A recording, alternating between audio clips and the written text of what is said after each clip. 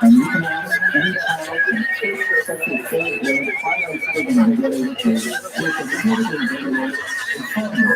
The living Torah is what we refer to as the first 5 books of Moses, the Tanakh, which is going to be the 5 books of the Torah, Genesis, Exodus, Leviticus, Numbers, and Deuteronomy. And these are considered in traditional Jewish theology to have been given verbatim by God to Moses, not just the Ten Commandments, but some here and this, our contradiction, but the entire text of the 5 books of Moses. That's the written Torah, and it has a certain hermeneutic and a certain rule of interpretation and so on. The other Torah, which is the body of information that separates Judaism from radically from its revelation to the Jeremy of the Son, is called the oral Torah. It talks about and this is the body of information according to the traditions of theology was given to Moses simultaneously with the written Torah, and these were teachings that were handed down orally from Rabbi to Talmud, teacher to student, for hundreds, thousands of years. Ultimately, they were also qualified to write, and they could be categorized largely into 3 types of texts that we have together. The first is the Mishnah, which is basically a compilation of Jewish law.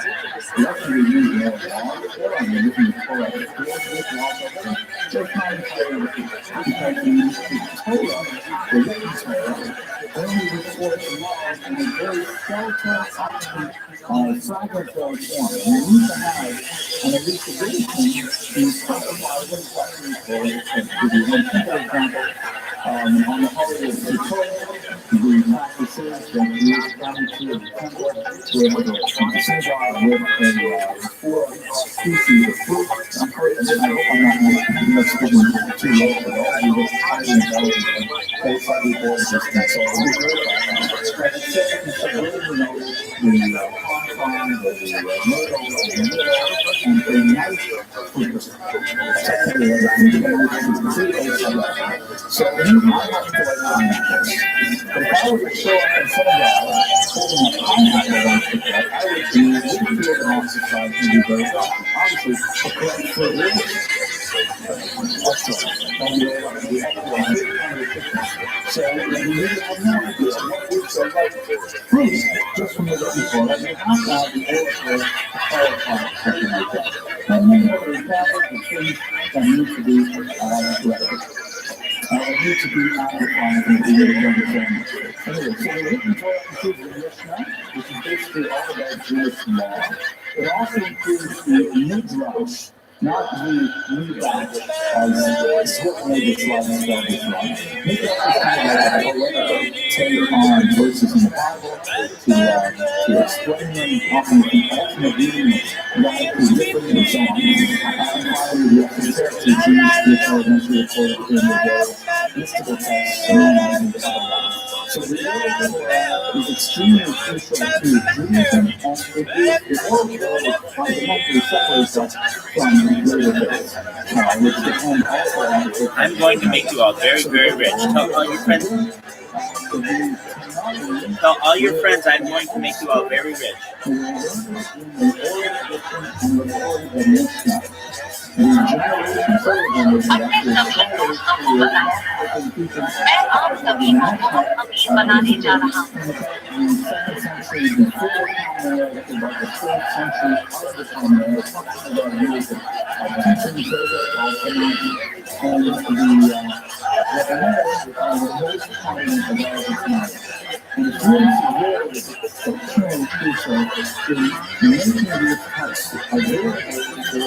This translates anything to anything. आप सब में अच्छे बदमाश हैं कुछ भी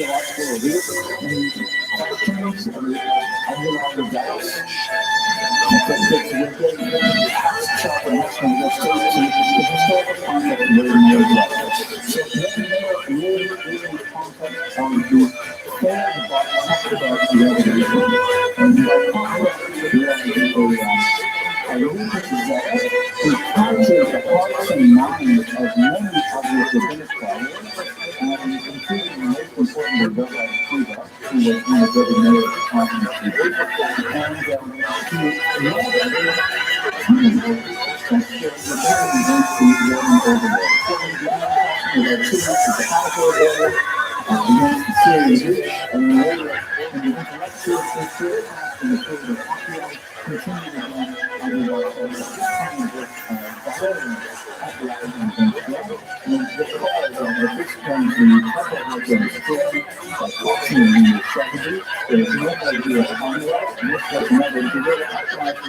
some 60 to 75 years later, under Bar Kokhba, successfully initially drove the Romans back and forced them to come back and join Spain to retire against the rebels. The Bar Kokhba rebellion, although it was supported by certain segments of the rabbinic leadership, Rabbi Akiva previously felt that Bar Kokhba would in fact be Oh my God. Pick six. No way. Usually, oh my God. I think it was to the generation of before, and so one of the factors is Akiva. He jumped in. That's usually Get jumped. Maybe in the future.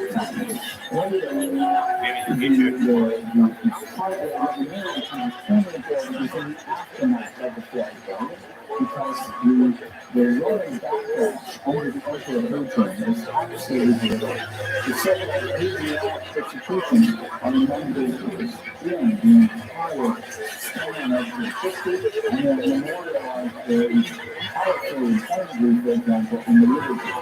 If you recall the this sucks. the refers to the 10 martyrs of the state, the Assyrian martyrs. And the passages that occur, overwhelmingly to Romans were killed in the 2-week period of the Romans imposed after the rebellion, including military punishments that were being thrown alive, that they had been decapitated and eventually around the absolutely punishments, moving up to the leaders of the rabbinic department and to instill fear in the general public. This was the period when the Jewish factor, highly privileged period for the very existence of the Jewish party, and one which was ultimately successful, at least on an intellectual, if not on a personal level. Let me show you a couple of interesting slides here. This is one of the many forms used by that actually individual.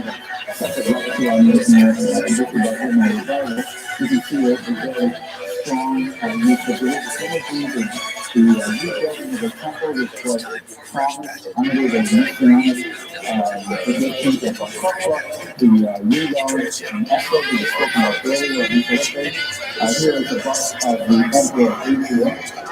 With these backlash against the Jews was so horrific. One of the more fascinating historical sort of detail of the Bar Kokhba rebellion, because this nation sort of been happening now, is a recent discovery in the 1960s of the cave of letters here not too far from the next to the Dead Sea. This is an amazing archaeological find that was discovered by the British archaeologists who discovered one of Bar Kokhba's caves, one of his escape caves, where he had this movie about 200 Jews living inside the cave for perhaps 2 years. And inside the cave where they found, of course, the bones of many of the Jews who were interred there, and also evidence of significant settlement, they found this locked up trove of documents, which were the most precious possessions of a Jewish woman named and when they looked at those documents, they found a phenomenal amount of really important documents that were the kind of like the treasure legal documents that describe the life of this woman who was associated with the Bar Kokhba rebellion. most notably a dispute with one of the ex-husbands over a palm trees and issues about who was going to take care of the custody of the children. The tremendous global documents really describe the social history of women in the Bible period. I would love to talk more about women because it's so fascinating, but it's actually outside of the scope of our talk today. I would encourage you, if you go on internet, to please have a look at my lecture on the Bible, where we talk about it, and I will make a link sign in here for quick look at this. What do you do? That shows up in the right You're down. this is a period in which we have a narrative. Any questions or arguments to this point?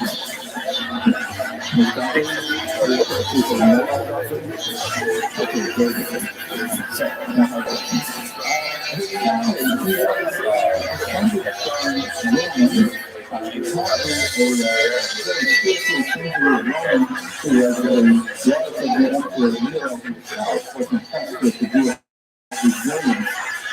Under Roman persecution, and he himself decided to convert to Judaism and let marry was one of his descendants. He grew to be a great Torah scholar. He grew up to be he was described as being an unusually talented. And he ended up marrying into an extremely prestigious family, that of Rabbi ViralRabbi. ViralRabbi is mentioned as one of the 10 martyrs of the state as they recall his death. In the Christian persecution, was one of the most poignant and one of the most tragic. He was punished for teaching Torah publicly because under Judaism, many of the martyrs of traditional Jewish practice were forbidden. Circumcision, observance of the Sabbath, and perhaps most seriously, public teaching of the Torah. Including correctly surmised that the Torah was the feeding item to the people, and so long as Jews were engaged in Torah, they were living in it. And so he tried to eliminate that aspect of Jewish society unsuccessfully, but he certainly took his best energies into using his staff and at any point to teach Torah publicly. But when I was arrested, he was set to the stake with a Torah scroll wrapped around him, and a bundle of wet wood was placed on his heart. And the was set on his side, and the students asked him, what can I see? And he was running to death and said, beautifully, the Torah scroll that was surrounding him, it said, the parchment is the veins of the letters of flying free. Which seems to mean that the physical reality of the Torah, which is ultimately just some ground skin ink on it, that is something that will pass away. But the concepts, the ideas, the holiness of the Torah scroll cannot be contained in the Torah. When married the Italian director of Julia, he was an exceptional woman by marrying her. I can't say much talking about it. Before I do, I'll quickly talk about her circle. The woman the court covered not only the Italian project, but his entire family. Both Julia and her sister were kidnapped and were shipped away, her sister was shipped away to engage as a Roman prostitute, which is something that they often did with younger people. They took them off into slavery and they placed them in that horrible place. And really, it's clear her husband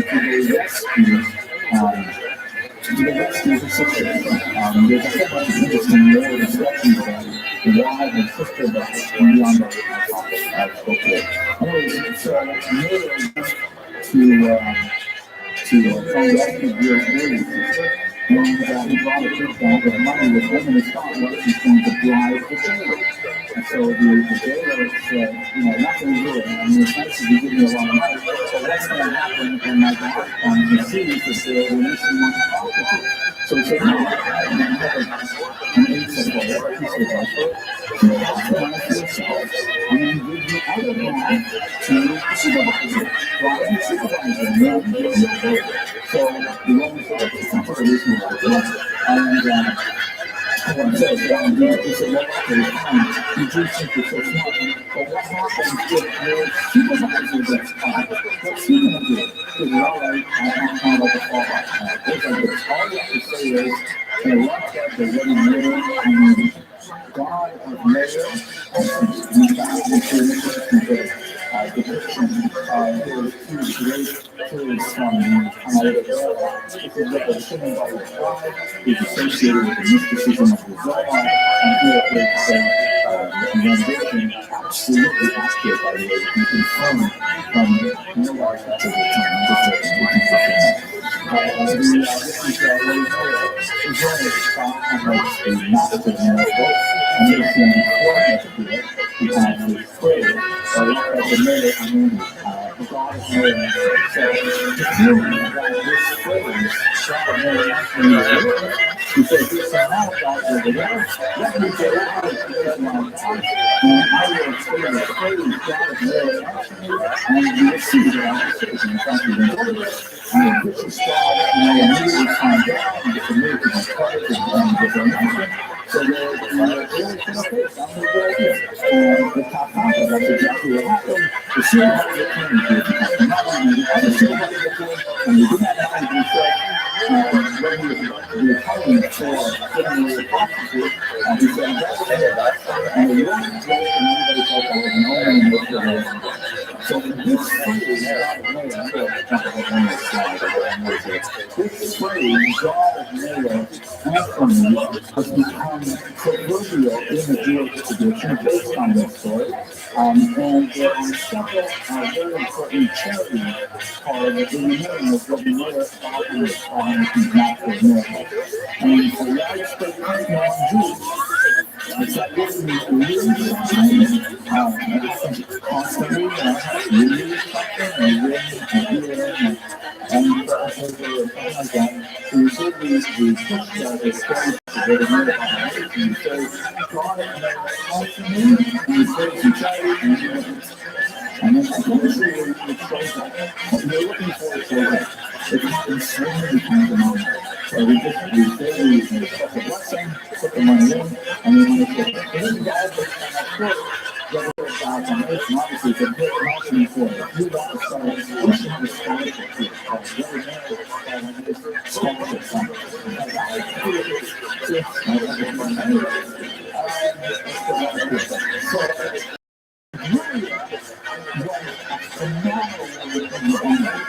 how the question of videos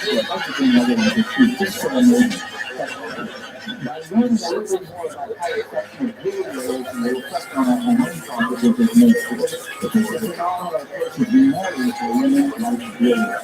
I don't know. Because I don't know, maybe not stories of someone like that. So really, she was one of the very few women who's actually quoted in the Talmud, and more specifically, she's quoted in the Talmud teaching the Torah. She's not like just some woman who's involved in a story or some woman who described as the wonderful kind of she is a scholar in her own right, quoting teaching the rabbi. And she was, if you have the title that we were thinking about this, even this could be a little bit shy and even nasty, like if you have an she was much black and the Lord he was lost. And we wanted to find out how to get to the city of the Lord. The famous example, really important. And he went up to really and he said, excuse me, man, could you tell me how I might find my way to the city of the Lord? And so really what they started to him, he said, haven't you read the person of Talmud and says in the Muslim, do not overnight with women? You should certainly live to live. And I said, do you say stuff that's keeping on now, what was that specifically say? Women I had a Talmud scholar, but she says that she is in a kind of subversive way, even criticizing the teaching itself.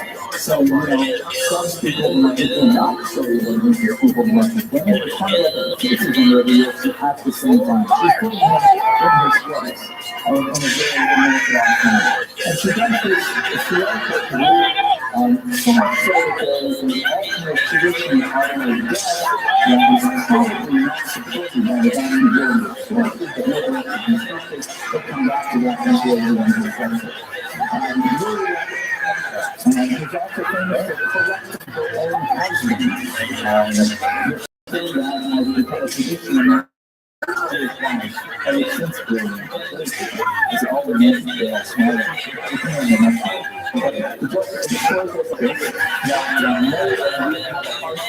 With hooligans in campus, there were some Jewish hooligans who would help him along and make fun of him as he was making his way out from the Bolshevik possession. And so, he wanted to pray for their great demand. He wanted to pray against God. And the girl said, what are you doing? Come on, that's not good. That's not a Jewish idea. Does it say that the Christian words inside it says, sinners should die?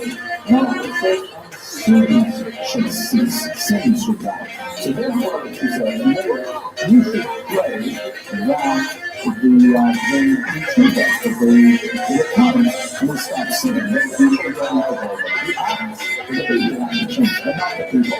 And so we're going to accept it for correction and in fact changing to its code and that way. And I think good work on that way. What we're saying about ruling which also illustrates the kind of tragedy that the men of the railroad house are meaningful. They had 10 sons, and had known they died in possibly something like 12, don't know, imagine they're really small. And so it was on top of the fall on the Sabbath. So what we made was come out and came home and showed the kids and really said, what we're thinking. And we went down to Sega, the third window, and come home, and we did the kids, and then people come down, and we said, okay, let's see the boys. So we did nothing all day. And she says, let me ask you a question. If someone needed to give someone else a deposit, collateral or something, and then after a period of time, the owner came back to collect the collateral. Would the depositee have the obligation to return the collateral? Or would you allow it? And then there's a moment. If someone deposits something with you as a safeguard, you have to return it, and you're required to have it over. And she says, well, come into the government here, and grab them in, and she serves that the blanket because she had covered up her son, and he saw the red line river, and she said that God has elected his deposit, and we are entitled to hand it over. So it's referring, of course, to the lives of those who suffer. Very powerful that eliminates something that is really a life of manipulation and also about the character of Noah himself. Okay, so that's something about his family, background, and circumstances. Any questions or arguments to this point? Perfectly clear at the sign on the actually on the TV, this is my place. Okay, so let's go on now. The mayor had two very famous teachers. There was two that was the one that is probably very supported by the sources that we have at present. The two that, of course, was the greatest of the 10 martyrs of the state. You recall his famous death, which is described in great detail in the Talmud and in the liturgy, that the Romans raped his flesh with iron tools. And as he was dying, he said to smack her, you're word of God, the Lord to his death. And the student said to him, Rabbi, how can you do this? How can you, at this moment, when you're suffering so much, how can you give yourself over to the time to do it and like that? And then he said, I spent my entire life waiting for a moment when I could fulfill this teaching of you worship God with all the heart, all the soul, and everything. Now it's time to do it all in my all of this. So, what period when this year was very involved in the Holocaust rebellion. He was a huge supporter of Holocaust himself. And there's an ambiguous kind of description of what happened to the students who followed the other people, presumably into the Holocaust rebellion. You of course notice from the summer No, that's their problem. students of Rabbi Akiva passed away after the Holocaust rebellion. So the second commentators here are very analysis of why this happened. Some say that it was a play, others say that it was some kind of punishment because they did not show respect to one another. Historians wonder if perhaps this was a reference to the rabbinical support for the Holocaust. The Akiva himself was such a profound supporter of the Holocaust, and his students would have followed without the translation of perhaps the players that they're referring to as members of the Roman Empire, striking back at those supporters of the rebellion itself. But at any rate, what the Talmud says is that 24,000, which is probably a number that is used in a poetic sense, used as a kind of hyperbolic term to be a sense of, like a poetic thing that really a lot of students were dead. So Rabbi Akiva was a great teacher, for a first-year martyred by Adrian, that said that before he martyred, and after the 24,000 students died, he succeeded in getting over the position to 5 distinct students. Only 5, and one of those 5 was Rabbi Meir. And his contributions were signal in terms of preserving the tradition, particularly in the mission. Another teacher is absolutely fascinating individual. There are some debates among scholars whether or not the cycle of stories associated with the marriage for Richard Ben Julia actually makes sense. But nevertheless, it's widely accepted that he followed Richard Ben Julia. Richard Ben Julia is known more prominently as Acher, as the other one, primarily because he went to use a contemporary term off the dead. Why did he cease observing Jewish ritual?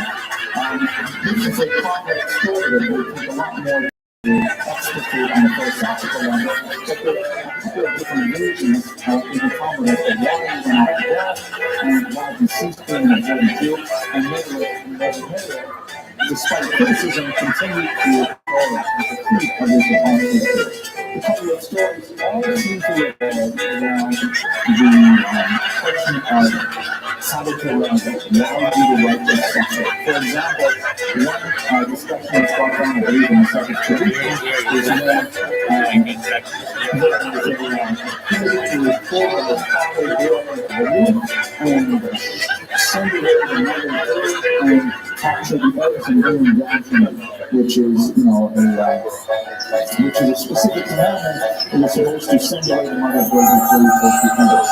Some specific instructions. And often he's laid down from the ladder breaks, and the child dies. And this bothers Acher, and he's going to do it tremendously, primarily because these two mitzvot, that is, these two commandments, honoring father and mother on the one hand, and specifically sending away the mother bird, are identified as both being special in that they convey the word of long life. And Elizabeth and Julia asked the Talmud, where is the long life of Elizabeth? He listens to his father, he should have another word, and then he dies, and he gives up on God. He says, God is not his thing.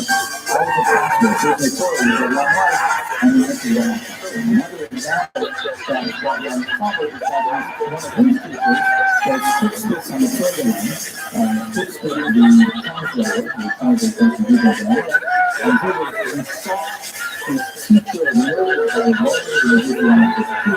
he saw him decapitated and his head being dragged through the streets by a pig. And he saw, as he saw his teacher's tongue hit the ground, he said, how is it possible that the Talmud spoke such wickedness would now be so degraded, and yet similarly to have on God, because it's not fair, it's not right. He really, ironically, it's not that he denied the existence of God, he just denied and believed that God was there, which is, strangely enough, something that Jews have continued to maintain a relationship with Alicia Benabia over the centuries, and in fact, most important, because we endured such persecution that we were trying to be expressing surrender. The last for Alicia Benabia coming off the wall was fascinating description of Talmud and Talmud Medina, where 4 rabbis entered the parties, entered an orchard, which is understood by commentators to refer to the depths of the mystical tradition. And they deliver one of them, Ben Zoma, they were told by the way before they go down that Rabbi Yeshua says, whatever you do when you get to this water, your alabaster, do not say, not fire, water. Someone's kind of backward. But they go down there, Ben Zoma insists on looking behind this sort of tradition, and he dies. Then Azai has a look on the other side, and he goes insane. And we should have reminding us to communicate the law. And so that's the Talmud says he uprooted the sacrament, meaning the weakness for the rejected Judaism, and every Rabbi Akiva was able to exit from the party. So, not interesting commentary comments, but one of the basic ideas is that this alabaster well, if you look at the thought and some of the commentary that I've taught and illustrated a little bit, the well represents this problem of theodicy, cited the rabbi, why the right to suffer. The Zoma wanted to know the secret why it is that the right to suffer, and he, at the thought of the side, he said, okay, I accept it, and now I'm going to go to my chapter more.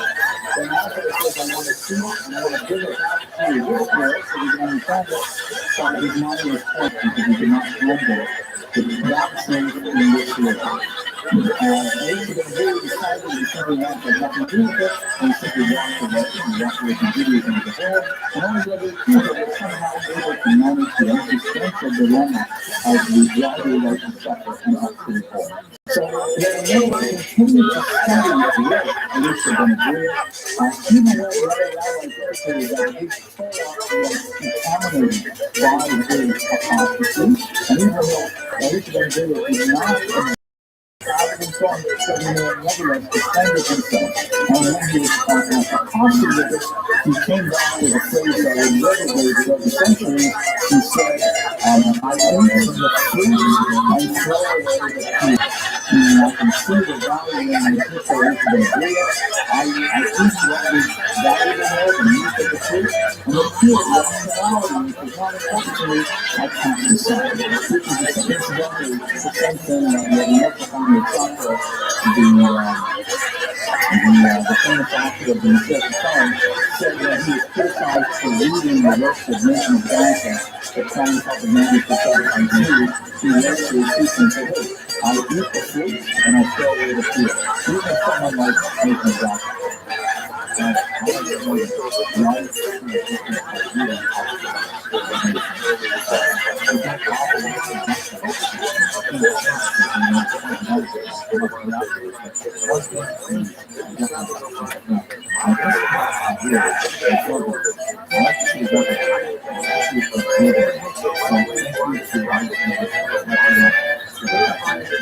Several centuries from now.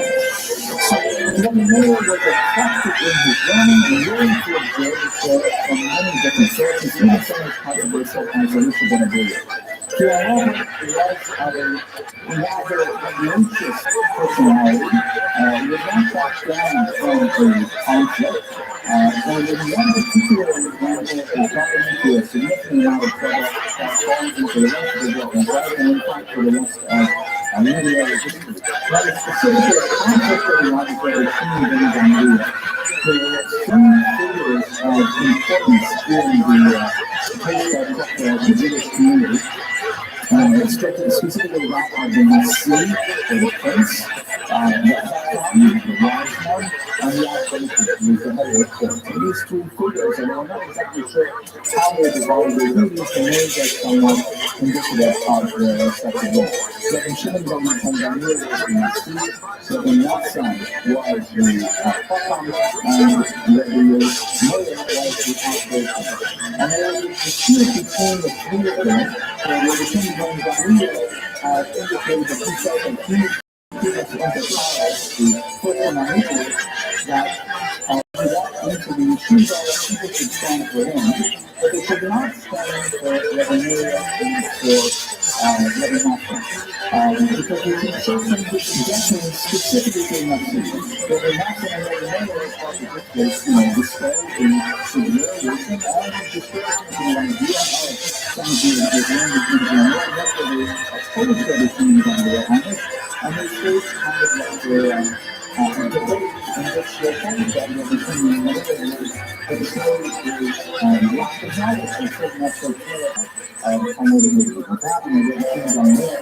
The woman does this spot and the story and the film that was that in the debate, and after he emerged victorious from this strange kind of three-way conflict, he punished his Earthbound opponents by banning them from the yeshiva.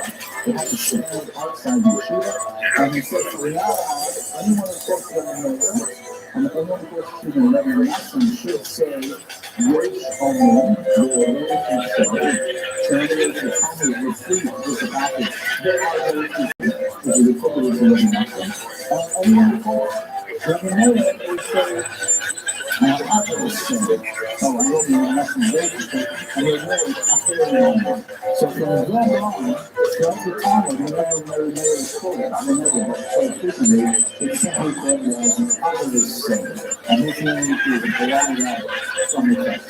There are exceptions to this rule, significant exceptions, but nevertheless, this gives you an indication of whether Mary has made this move, and at the same time, the humiliation that he was forced to endure as a result of one conflict that he had with authorities physically.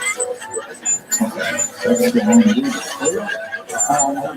Nevertheless, Rabbi Meir's voice reverberates throughout the entire Mishnah and the Talmud on which it is built. This is one of the most difficult concepts to really tease out in the literary archaeology of the Mishnah is this concept Stam Mishnah Rabbi Meir. And the normal teaching in the Mishnah should be attributed to Rabbi Meir. Which is the reality is held as the hermeneutic principle when trying to determine the meaning of the Mishnah. And once you understand, I'm sure all of you in this room looking around the idea of trying to study Mishnah, it is a rather unique doctrine. On the way, it's not exactly a legal text of a code in which one learns the laws. It is rather kind of a transcript of the debate of many rabbis on specific topics, in which several rabbis' opinions are quoted, and they move on to the next Mishnah, usually without the case statement that is what you decide. It's kind of like most academic committees that are done. You know, sometimes sitting around for a couple of hours talking, and at the end they say, what do you supposed to do? And that's what we do in the Mishnah, is that you often wonder, what is this all about? Whether it's the opinion of this, whether it's the opinion of that, what is wrong with it? So there is actually tremendous structure and meaning to the Mishnah that it takes years of very careful and training to be able to decipher. But anyway, quite often the Mishnah will quote an opinion without any attribution, and that's understood to be the opinion of Rabbi Meir. It's very significant because those can be compared to other anonymous attributions, or to other statements which are explicitly in the name of Rabbi Meir, and you're able to refine conclusions from those comparisons. So you can just give you a sense of how pervasive is Rabbi Meir, Mishnah, which is the foundation of the Talmud and really the code Jewish law. His teachings are on other topics, and just to choose a couple that are some of my favorites. Artists of the content the market. Do not look at the bottle, but look at what is inside. Sometimes you have new wine in old bottles, sometimes you have old wine in new bottles. Don't look at the person and say, this is a youngster, a whippersnapper. How can they possibly have anything value to say? No, it's good. They may be old wine in new bottles. Now, on the other hand, just because the person is old and a gold year, don't think they're automatically that thing that's fucking evil. Because it could be they got new wine in their bottle. Another one here with appointment, he says, we are born with clenched fists and we die with open hands. And what we mean by this is, when we're born, sometimes the future here, when we're born, we have this highly positionist instinct, we're very idealistic, we want to grab, we want to catch, we want to turn things for ourselves, and when we die, our hands are open, and we can take nothing at all with us to the next world. Stoic kind of meditation on the meaning of the pursuits in life. These are the kinds of things that we're going to now, was not like in the context of the Bar persecutions, he was forced to flee Israel, most likely to Babylon. And although we have several different conflicting traditions as to his place of death, it was most likely in contemporary in Asia Minor, where he asked to be buried on the shore of the Mediterranean Sea, so that the water that would lap against his grave would also lap against the Holy Land. This Talmudic evidence is probably the greatest argument to say that the site usually referred to as the tomb of Rabbi Meir, which is in Tiberias, on the shore of the lake of the Galilee, around there. It's probably not the grave of Rabbi Meir. That's a picture of the grave attributed to him in Mount Meir, but probably not the actual grave of Rabbi Meir. This is not an unusual thing. Creating or adopting graves as a form of promoting spiritual tourism is something that's been going on in Israel for hundreds of years. Nevertheless, he fled to Babylon, most likely single because his wife had passed away by that time. Now, why did Julia pass away? There's a strange outlier passage in Rashi, story in Rashi on the word of God, with us on the base, about it seems so entirely uncharacteristic of Julia that many scholars simply deny that it has any historical validity whatsoever. Nevertheless, it is such a powerful story that I relate it now, and it seems highly unlikely to be, really the end of Julia, but nevertheless, it is a passage in Rashi. No one Rashi, of course, living some 800 years after Julia died, it emerged into being a tradition upon which to rely. They have no other Midrashim or no other medieval commentators referring to the story, so there's a huge gap of some 800 years without any literary references also attempts to undermine it. But when Rashi says something, everybody has to pay attention, so we can't simply discard it. The story was that, there's this passage in the Talmud that Nashi Dakan Halakim, the women are like-minded, which is sometimes misinterpreted to mean women are not very intelligent.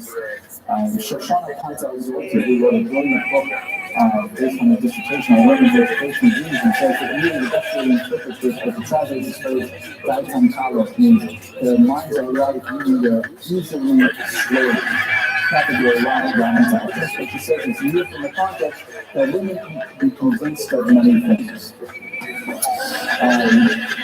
So the story is that some of us are, how can you treat your wife with so much respect and she studies college and things like that? Don't you know that women are like-minded? And women is not my career. She's someone special. You can't touch her. She is so, firm in her image of God. And so they challenged her on this point, and they said, let's make a deal. Let's see if one of the young yeshiva boys, if you can seduce my wife, that will really show you that she was given nothing. Now, it's a very kind of thing for a rabbi to say, but it's not to the students or someone. It's not it begs to be the anyway, the story goes from the passage in Matthew that he did in fact find the candidate who included Julia, and one day finally she succumbed, and when Maria found out about it, and when she thought about it, she was distraught and she committed suicide. That's herself in already. So Maria was completely devastated, decided to go into exile and fled off to Babylon. Okay, a strange story, which certainly has a sort of participatory moral element to it, and urging men perhaps to, not give their wives too much authority, but it's a complete outlier from what we know about Gloria, and what we know about Lady Mary, and what we know in general about the Jewish approach to marriage as a whole, but it's hard to put it at face value. Nevertheless, one garners from this story just some sense of perhaps the tragic end of Gloria and the tragedies that Mary had endured with the death of his children. Can we call again? Yep.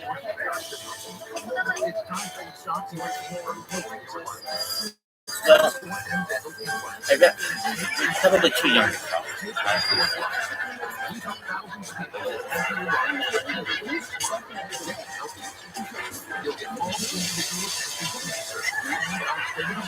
I could make it a group chat. I'm fine with that.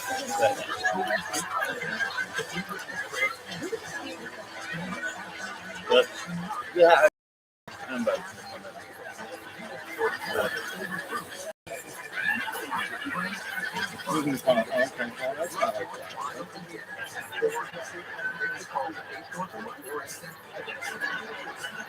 Oh, you can call me Kay.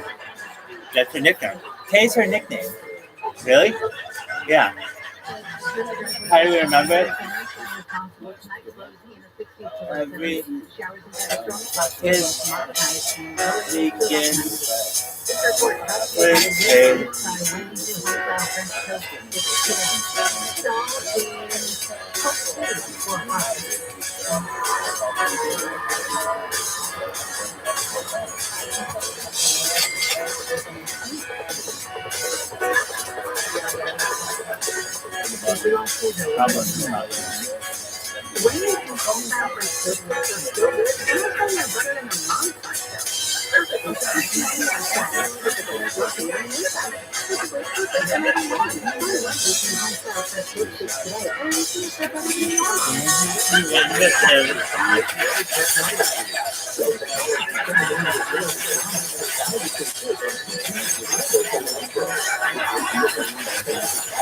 what's going on?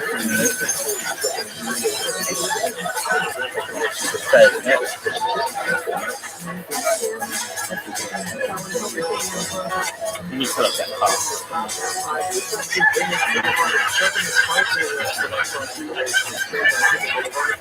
Can you do it on here?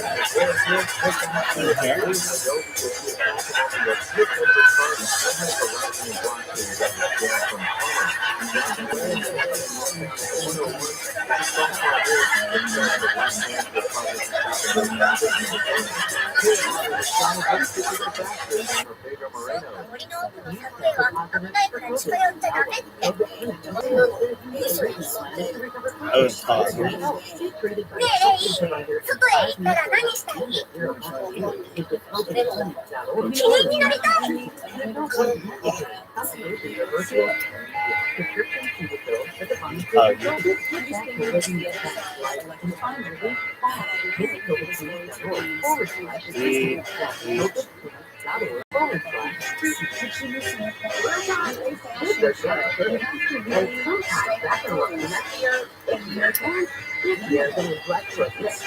We can't always protect our kids from sharing with one or child abuse. But there is one thing we can protect them from, and that's COVID-19.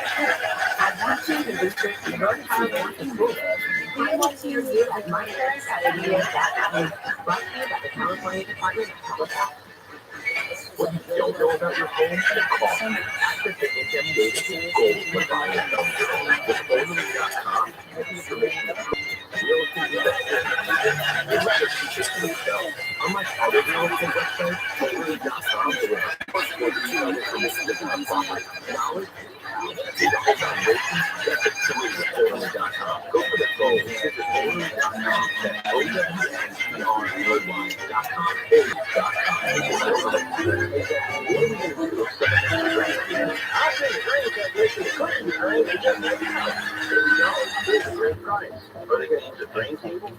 An extra long 30 foot.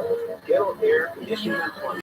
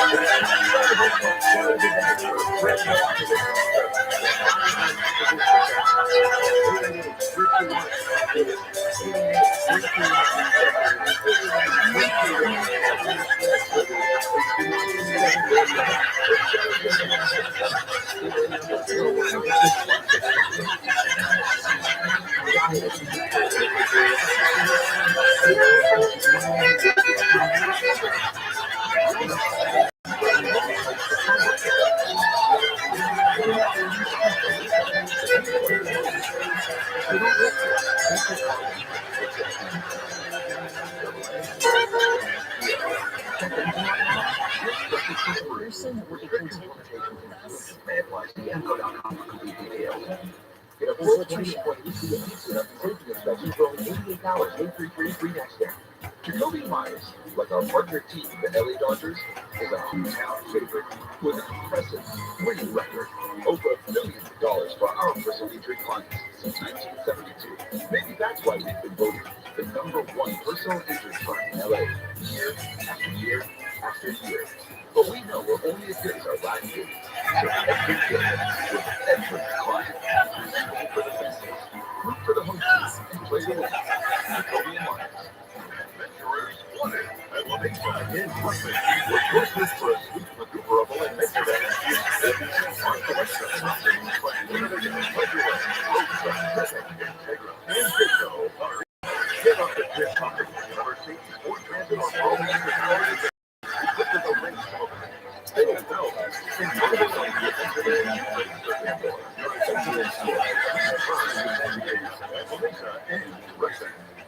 the stuff they don't want to know content relative to popular culture. Now there's something else that the guy that they don't want to know. They've got a Facebook company. After their space, the stuff they don't want to know is written in the same smart education style you love hearing on the podcast. Available on Silverway. Pre-order now at www.book.com or wherever you buy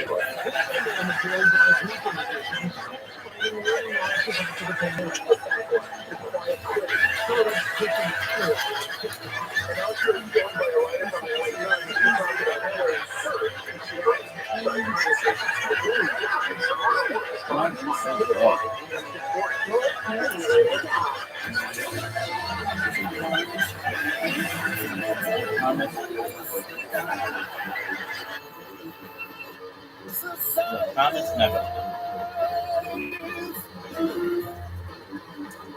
KFI AM 640 Live everywhere on that there iHeartRadio app. Hey everybody, it's the Pork Report. We talk food, kind of showing my hand with the whole pork part of the name. I'm your well-fed host, Neil Savager. How do you do on this hazy, like trying their way in Burbank right now?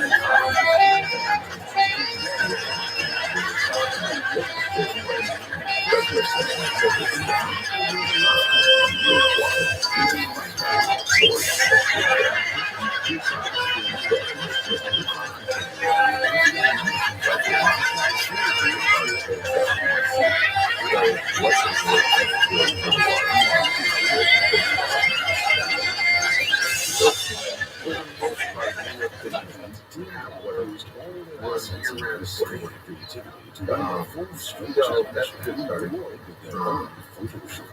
to Twitter, I sit down in the summer, but really, any game show will tell you that any show makes temperature kind of like that whole reality. There you go. And then you think about what temperature is going to how long am I going to be what's the freaking and all of those factors will bring you to, well, I need to adjust the beginning temperature and get you that. So, the longer you get from it, the colder the water. The rest of the day, it's going to make your control of the flowers to 70 degrees.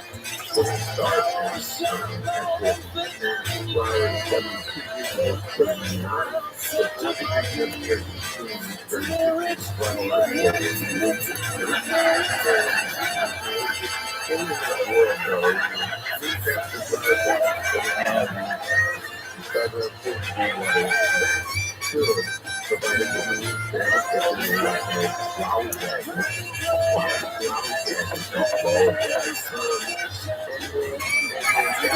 No.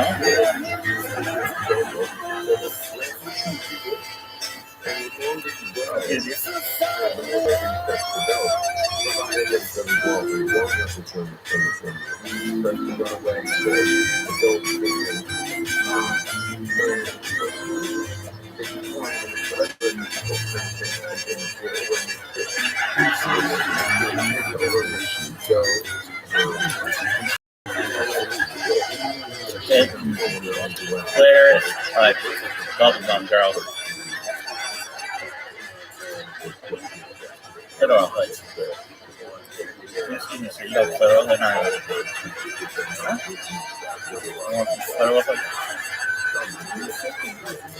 Where? But it's really important to Not here, sir. go. Over there?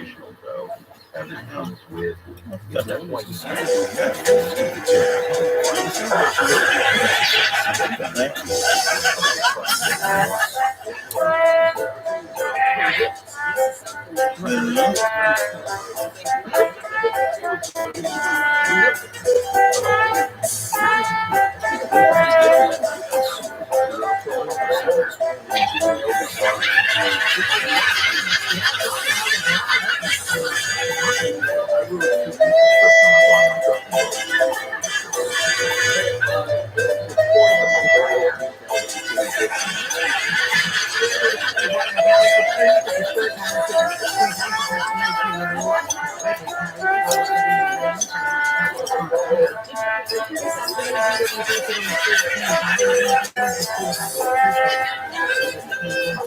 Good? Can you hear me? Hello?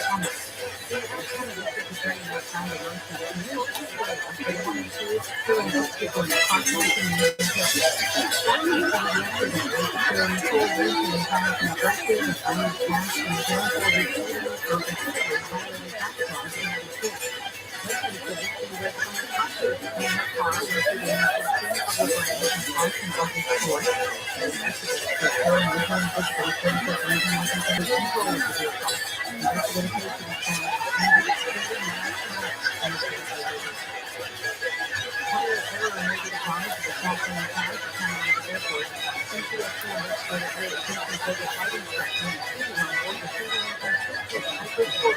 Thursday afternoon.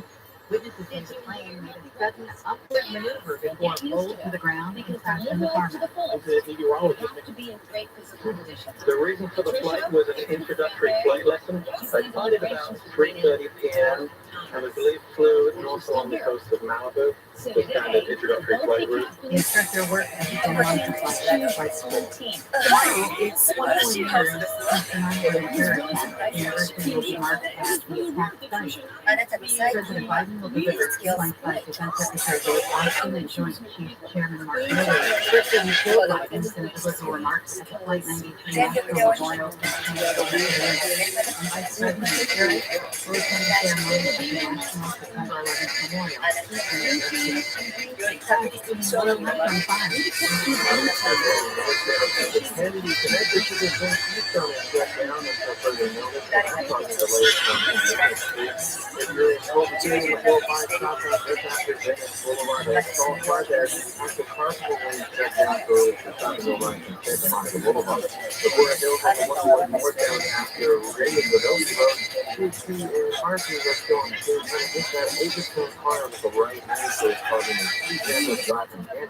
Hey, Fly in the Sky helps get you there faster. Occasional Moreno.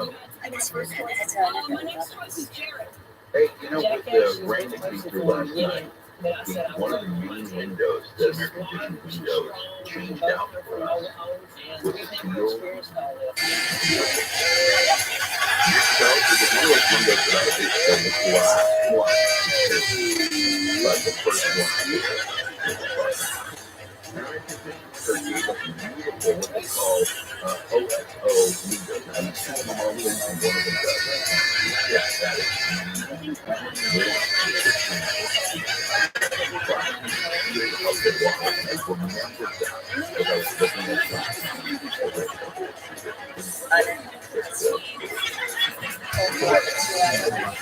Here we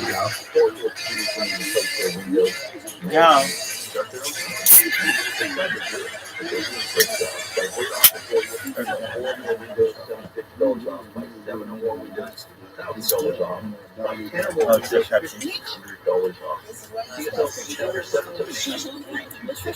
All trust these window companies that I trust, friends, family trust, and at you. American Vision Windows, 877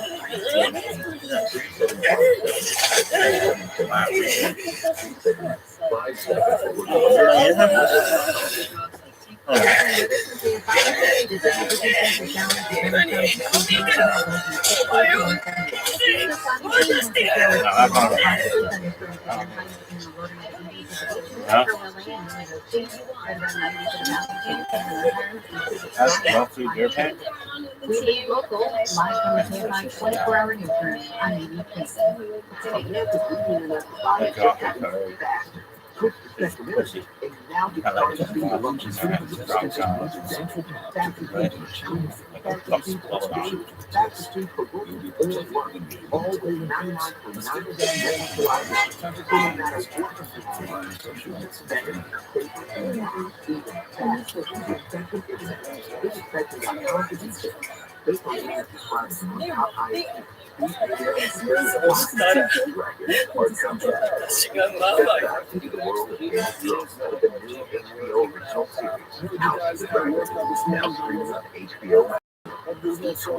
Return to Westeros for the inside scoop with the official Game of Thrones podcast, House of the Dragon. Listen to the official Game of Thrones podcast, House of the Dragon, on the iHeartRadio app or wherever you get your podcast. The X-Men fan television fiction covers for almost 60 years. Over that time, they've gotten more complex than ever. That's why our techs undergo rigorous training and certifications, so they can fix anything, including the most complicated repairs that come with some of the latest technologies. After 60 years, there's nothing they haven't seen or fixed. It's how we know cars inside and out. That blade? Check engine light on?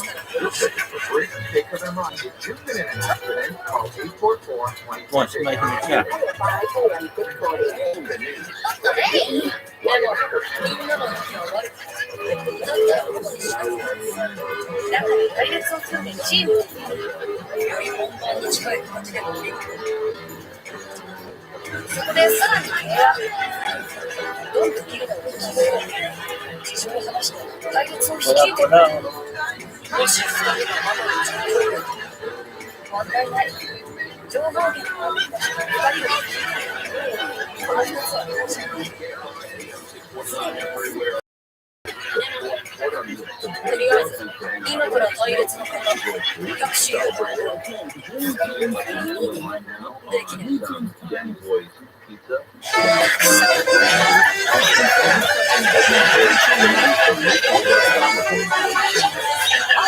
それじゃ今から10分。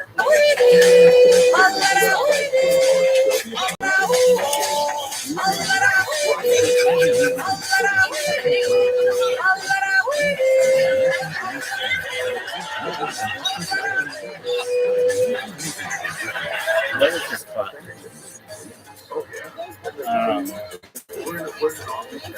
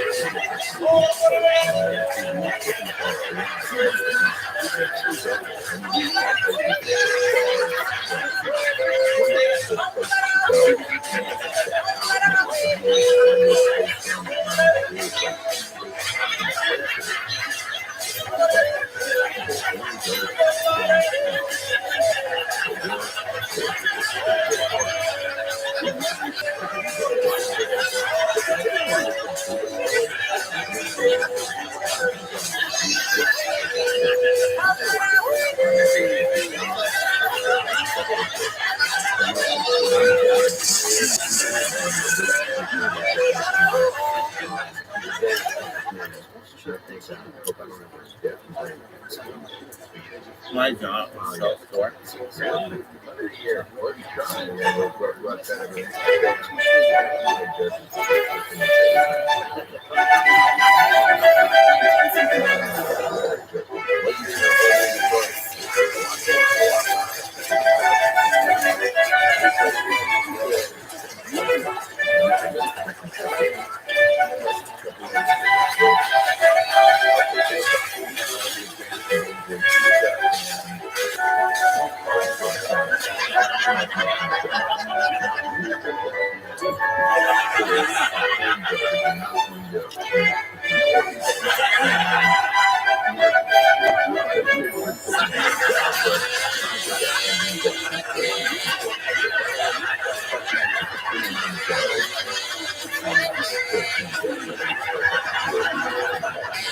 I don't know what the private leather is called. Why? It's just not working well.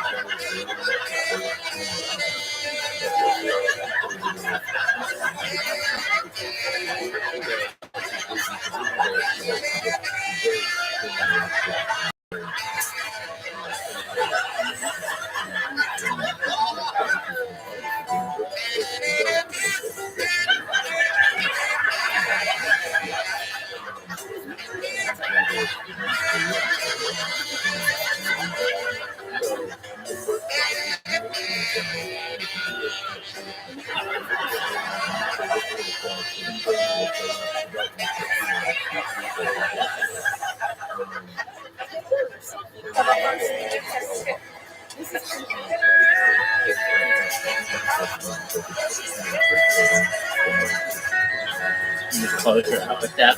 Yeah, it's a minute.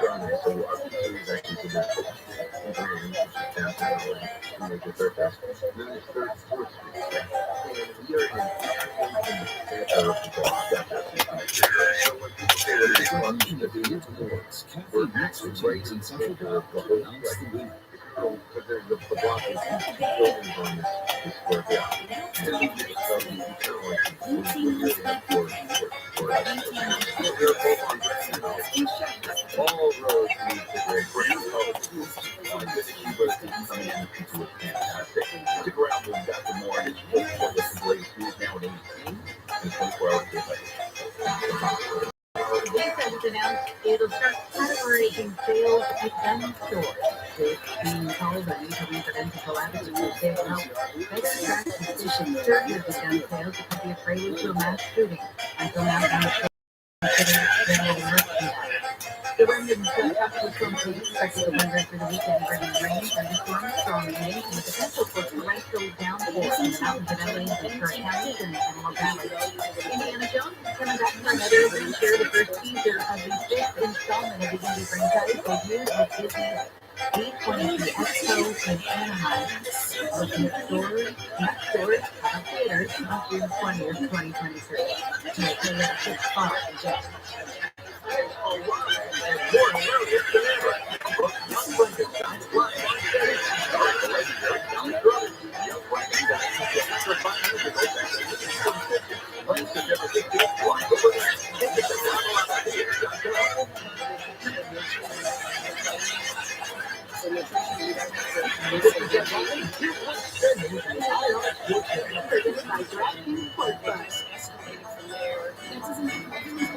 Number one, Alabama kicked for a 1-point win at Texas, where Rocker is winning 2 goals with 10 seconds left.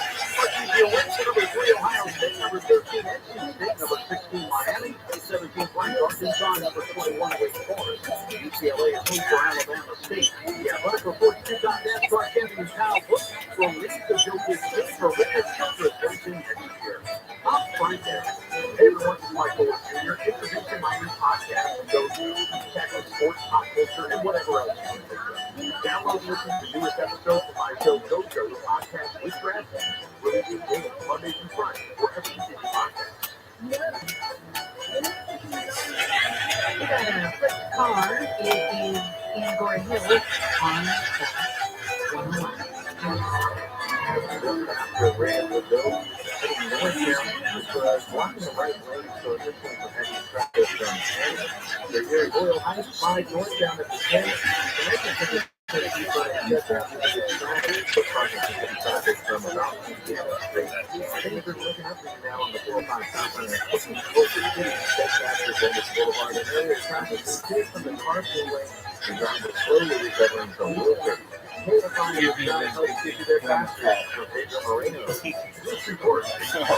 I'm gonna take a nap. Nap time, girl.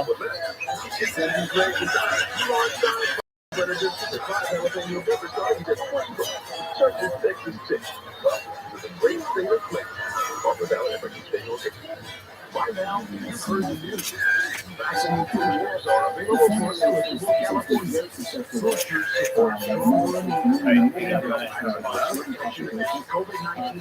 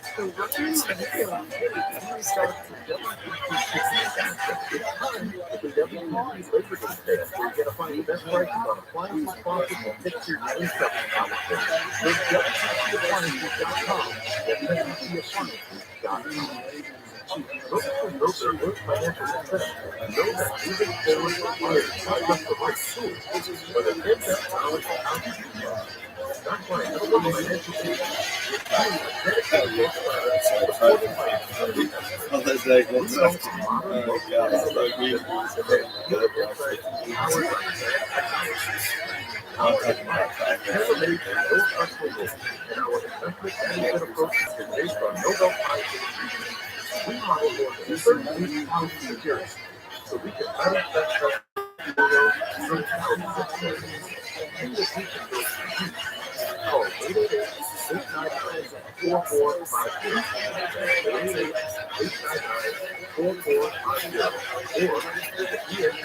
ViralRabbi.com to get your complimentary financial plan. Edelman Financial Agency. Built for those who built themselves.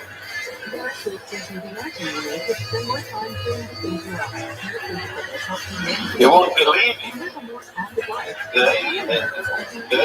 At my age, I started taking flying lessons recently. Do you know what my flying instructor told me? If you are starting here, wish to get here, say this, heading for this, and you have a crosswind, you will drift and you will land here. So you have to do what we pilots call a crabby. So C-R-A-B. You have to head for north of this area. And you have to fly that way. See? And if you're headed in this direction, if you are heading here above this airfield, then you will actually land here. But if you head for here, you are here. This holds also for man. See? If we take man as he really is, we make him worse. But if we overestimate him,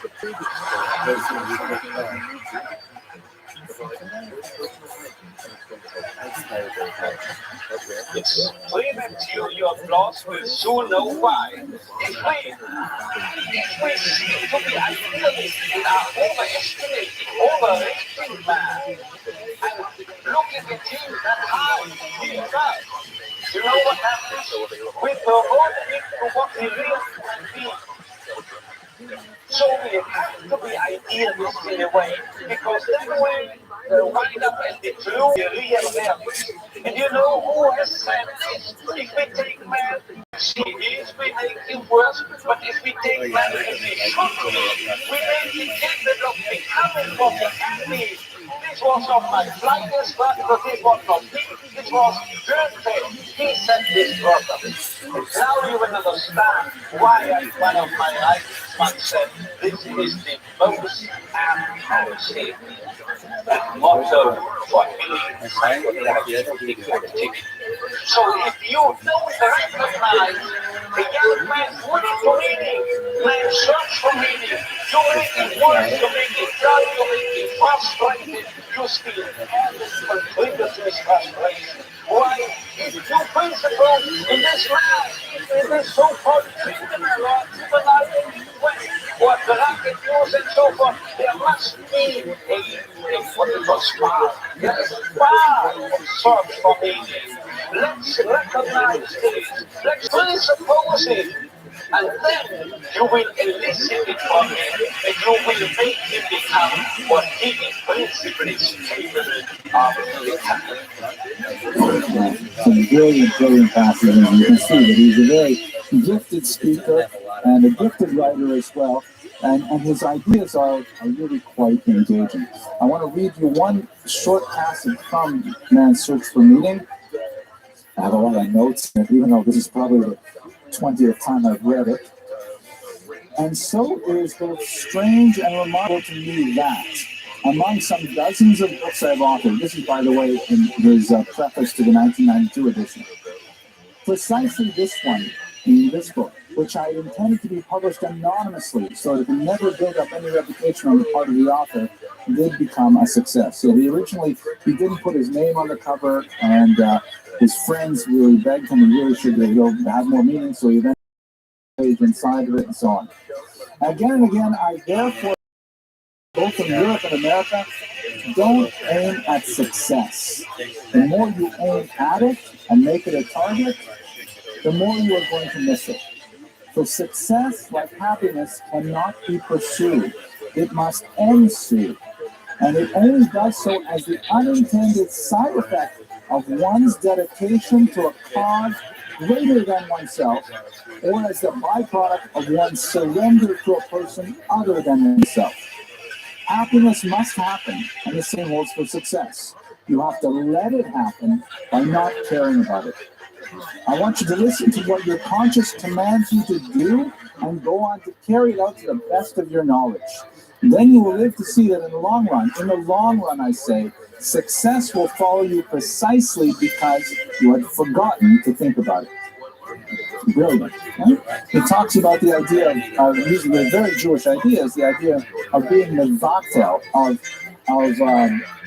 nullifying yourself before a much greater idea, whether it is God, which you can certainly say some of the Jewish version, whether it is your family, whatever it is, that if you give yourself over, if you give yourself over to another cause and completely sublimate yourself or subjugate yourself to that cause, and happiness and success will ultimately ensue. Whereas if you try to say, I want to be, I want to have, it won't work at all. It's a brilliant life lesson. Now, let me introduce you. There were some controversies in life, which I shouldn't leave this lecture without mentioning. There were some critics of Frankel's work. For example, some of the things that happened in the concentration camps, I don't think, I mentioned in passing to my wife, did you hear this about Viktor Frankl? And she was like so angry that anyone would even criticize a single thing that he did in the concentration camps. And she felt that it was totally off limits. But I will tell you what it was. He apparently performed autopsies on the brains of some people who committed suicide, which a charitable Jew would say, well, he's a neurologist after all, and he is trying to understand something more about the motivation for suicide. And under the extreme conditions of the camps, how could you possibly criticize him for this? Other criticisms are that he maintained fairly cordial relations with a few figures who later became less popular for involvement in the Nazi Party, such as, for example, Kurt Waldheim, the Austrian politician who later had some notoriety with his appointment to the United Nations. So these are comparatively minor criticisms, but nevertheless, his life is not totally without controversy. So by way of legacy, let's just look at this last quote of his. Between stimulus and response, there is a space. In that space is our power to choose our response. In our response lies our growth and our freedom. Essentially, the way that we react to stress is what defines us as human beings. Frankel's life was one of tremendous import, and I think he's left a legacy that continues to affect people all across the world to the present day and beyond. So with that, I'd like to conclude tonight's lecture. I'll stick around for a few questions. I want to remind you that we're not going to be meeting until after Passover. So we'll send out notices and initial bulletin when we'll start up again. Thank you very much for your attention.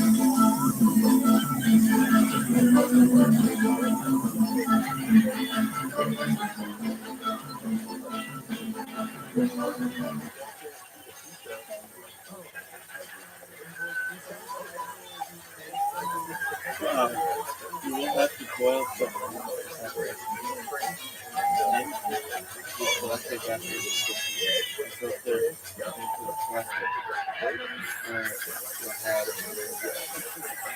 you just have enough to get the milk that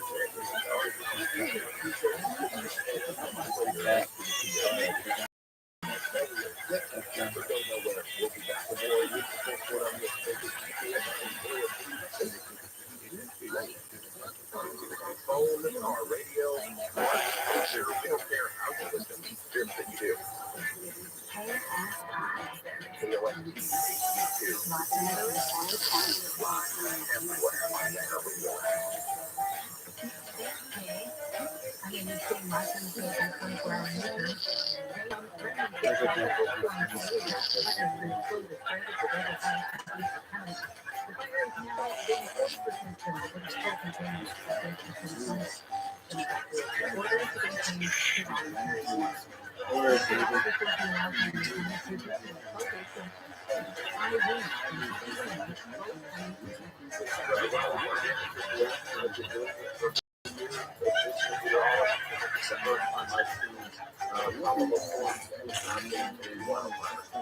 That May, there's thunderstorms which could bring heavy rains, which can cause mudslides and debris flows, and lightning, which is dangerous.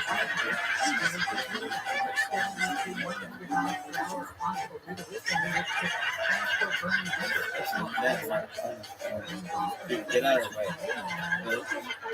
Dude, get out of the way. God. What do you do?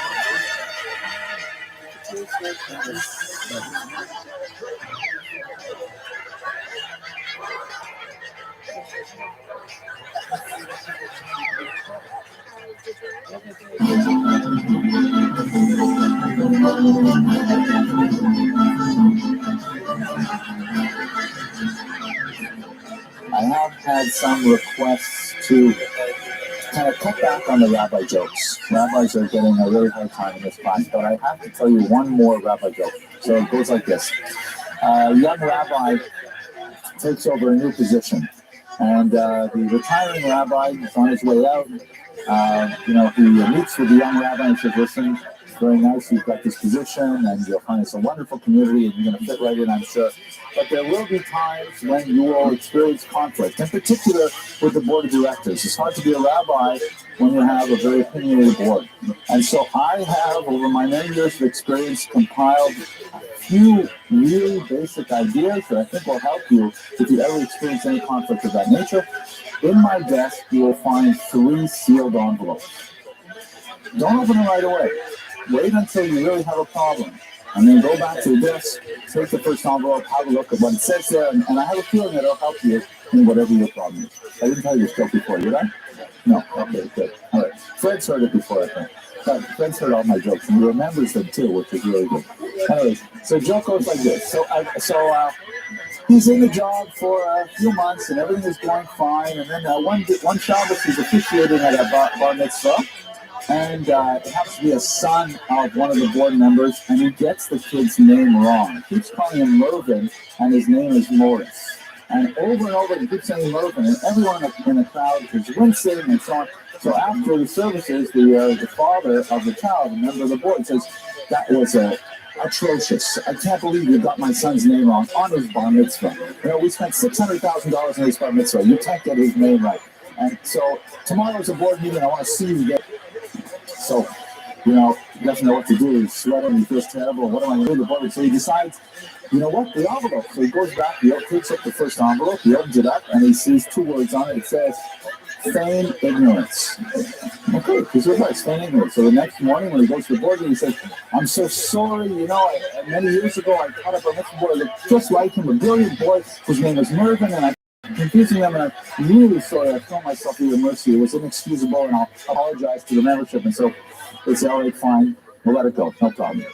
A few months later, same kind of thing happens at a funeral where he's officiating, and a man who passed away, and he keeps on going on and on about the widow, and he doesn't realize that there are 2 other widows also at the graveside from earlier marriages. He completely forgot about them, and of course, they're very upset. So they say, tomorrow we're going to have another board meeting, and you better come prepared, right? So he goes straight back to the desk. He opens up the second envelope, and it says, feign illness. So he says, So the next morning he says, I wasn't feeling myself. I really shouldn't have done the funeral. I had the flu. I was delirious, whatever. So they say, okay, we understand. Everyone gets sick every now and then, things like that. A few weeks later, again, something else happens. He's in big trouble. They say, we're going to see you tomorrow. He says, no problem. He goes back to his office, opens up the third envelope, which reads, prepare 3 envelopes. That's a fair rabbi joke, right? Okay. All right. Tonight's topic is... this is a well-known individual, in fact, one of the great thinkers of the 20th century, who laid his impact on the world, perhaps more than more than perhaps a handful of Jews in the modern period, and in fact, a handful of human beings as a whole, because he really was a major influential thinker. Sigmund Freud, the father of psychoanalysis. I really didn't have to go very far to find material on Sigmund Freud, and I'm sure many of you have all taken Psych 101. You all have the basic biography and, you know, the whole cigar business and things like that. So we're not going to do a review of Psych 101, except perhaps to talk about his interpretation of dreams. But I'd like to try and focus specifically on the Jewish aspects of his life and how his Judaism affected his work, and perhaps how we are affected as a result of the twin foci of Freud's psychoanalytic brilliance and his Jewish background. So that's the plan for tonight. We're going to try and look at the Jewish side of Freud as much as possible in the context of course, this lecture series on famous Jewish individuals. So Freud was born in 1856 in Russia, in Moravia, what would be today the Czech Republic, in a small town. His family was actually quite observant. You can see him here with his father, Jacob. He was named Sigismund Shlomo Freud.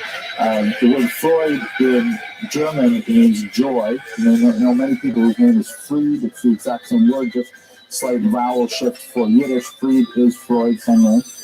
He later shortened Sigismund to simply Sigmund, and of course he dropped the Shlomo because he became a very determined atheist and at the same time a very committed Jew. Interesting kind of parallel existence, which became a paradigm for many Jews really in the 20th century, where he was very proud of his Jewish identity, resented any influence to try and have him change his Jewish identity, but at the same time he had a very negative view of religion as a whole, and Judaism in particular.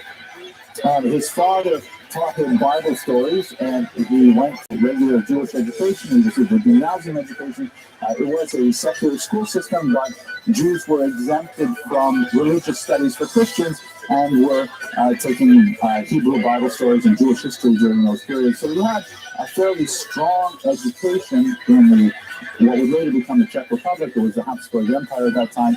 And in his youth, he moved to Vienna, which is where he crafted his reputation as a whole. We'll have a lot more to say about that. His family was observant, as I mentioned before. His mother, in particular, here she is with Freud on the left at 16 years old.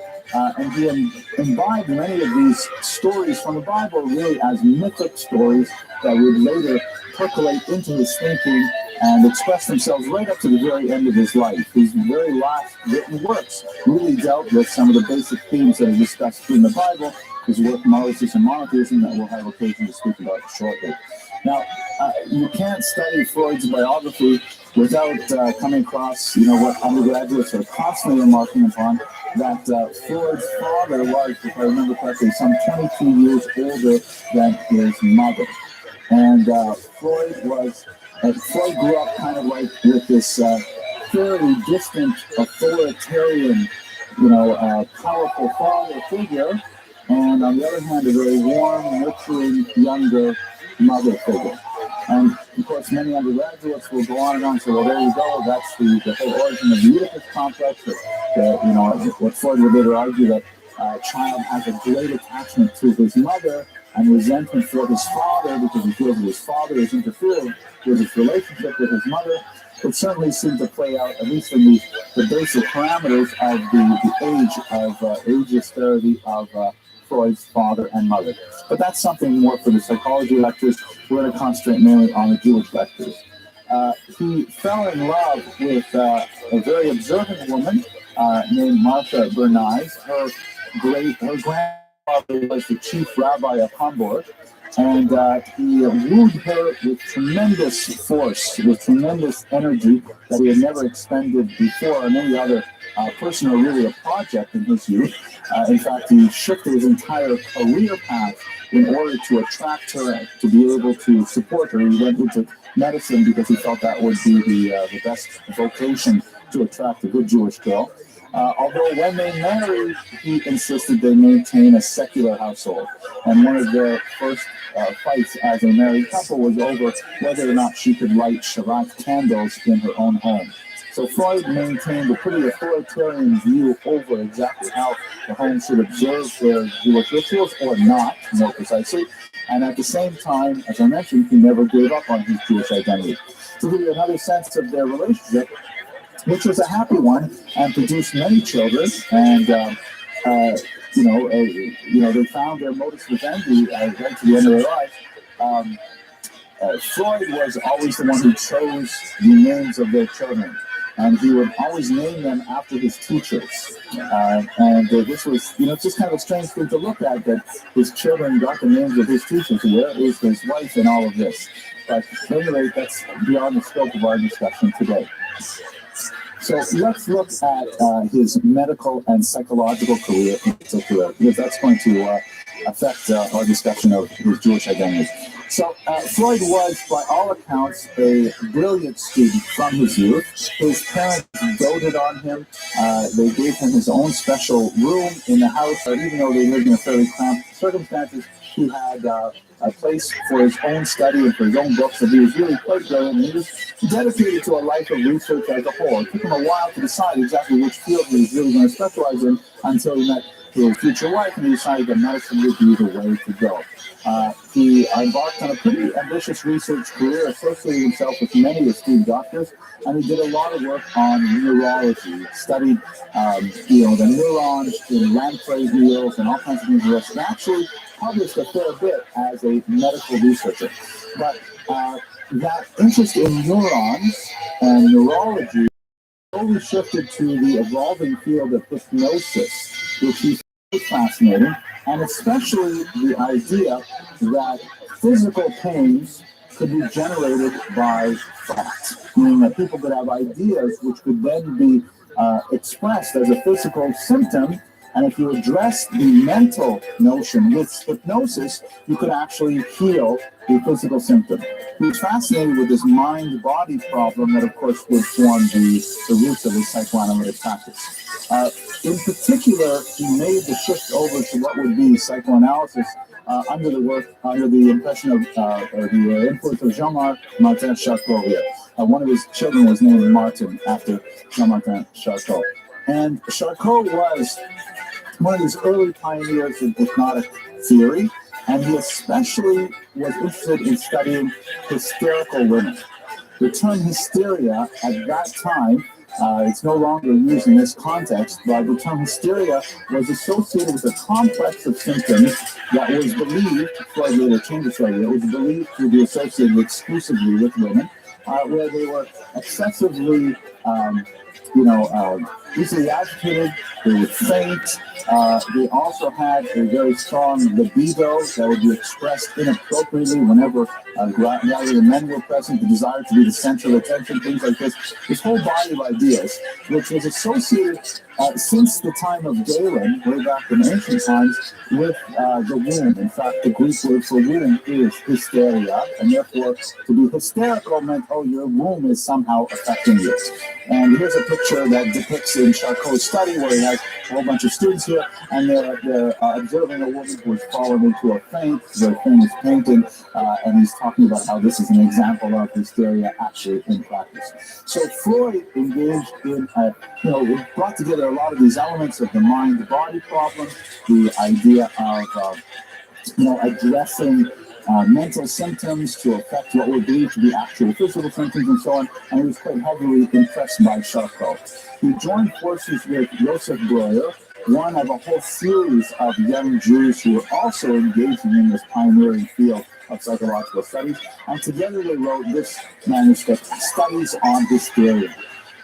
It was actually quite a well-received book, although one of the things that began to affect the relationship between Breuer and Freud, and also affected Freud's growing reputation as well, was his strong emphasis on the sexual roots of the problem of hysteria. He believed that it had something to do with an oversexed nature of women, and that under these kinds of conditions they could behave in this manner and so on. And this began to make Breuer rather uncomfortable. He ended up abandoning the research with Freud, and Freud went on, of course, sexuality became a central pillar in his thought. did most of their research, believe it or not, on Jewish women. We're talking about upper middle class Viennese Jewish women. The entire field of psychoanalysis in its infancy and through much of its maturity really deals with Jewish doctors and Jewish patients. The reasons for that is something that we might want to think about. But one of those women was the famous Anna O, as she was described in Freud's writings, whose real name you know now is Bertha Pappenheim, who was actually a very important woman working, creating a network of women's shelters across Europe for runaway girls, and a tremendous amount of charitable work. So again, we have these urban Jewish women coming to these doctors seeking medical advice for a series of conditions which people like Freud are beginning to think are somehow psychological in nature. Let's go one more here. Then his big leap, one of the huge moments in Freud's intellectual career that really cemented his future as one of the pioneering thinkers, was what happened shortly after the death of his father, Jacob. A death that he thought originally would not affect him whatsoever, but his mourning was deeper and more profound than he had anticipated. And he found himself really puzzled as to why he felt such a tremendous loss at the loss of his father. And so he decided to engage on a profound self-analysis that began in the last few years of the 19th century and continued in one way or another towards the end of his life. And Freud, it's hard to minimize, it's hard to overemphasize the importance of this self-analysis we went through. Not only did he expose his own personality to a searing searchlight of criticism, he published it. He wrote about his own self-analysis, and there's very few kind of like veils of secrecy to protect himself and his embarrassment. He wrote regularly about his own dreams and what those dreams meant, no matter how embarrassing or how shameful those dreams might have been. And he was able, through the first decade in particular of self-analysis, to uncover all kinds of repressed childhood memories, at least this is the way he understood them, that he had hidden from himself for so many decades, and was now only beginning to work through a lot of the complex of things that formed his personality. What this was expressed in was his magnum opus, the book that he thought was the greatest book he ever wrote, and in fact, of the 23 volumes that have appeared, it is certainly the most influential, the interpretation of dreams.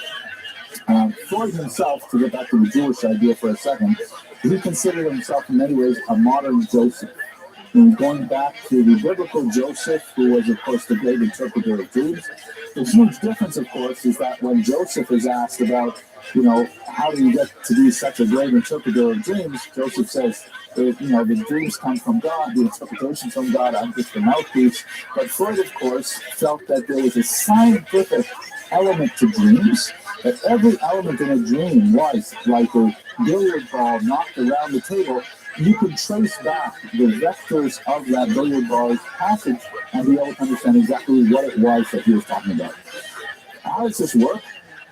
Freud believed that you would have during the day some kind of event happen to you that would stick in your mind. You might not notice it at the time, but part of your mind, I'll show you the famous iceberg metaphor in a moment, part of your brain would constantly be chewing over what was that happened when you went to buy a coffee at Starbucks, or whether it was the Viennese equivalent was at the turn of the 19th century, turn of the 20th century.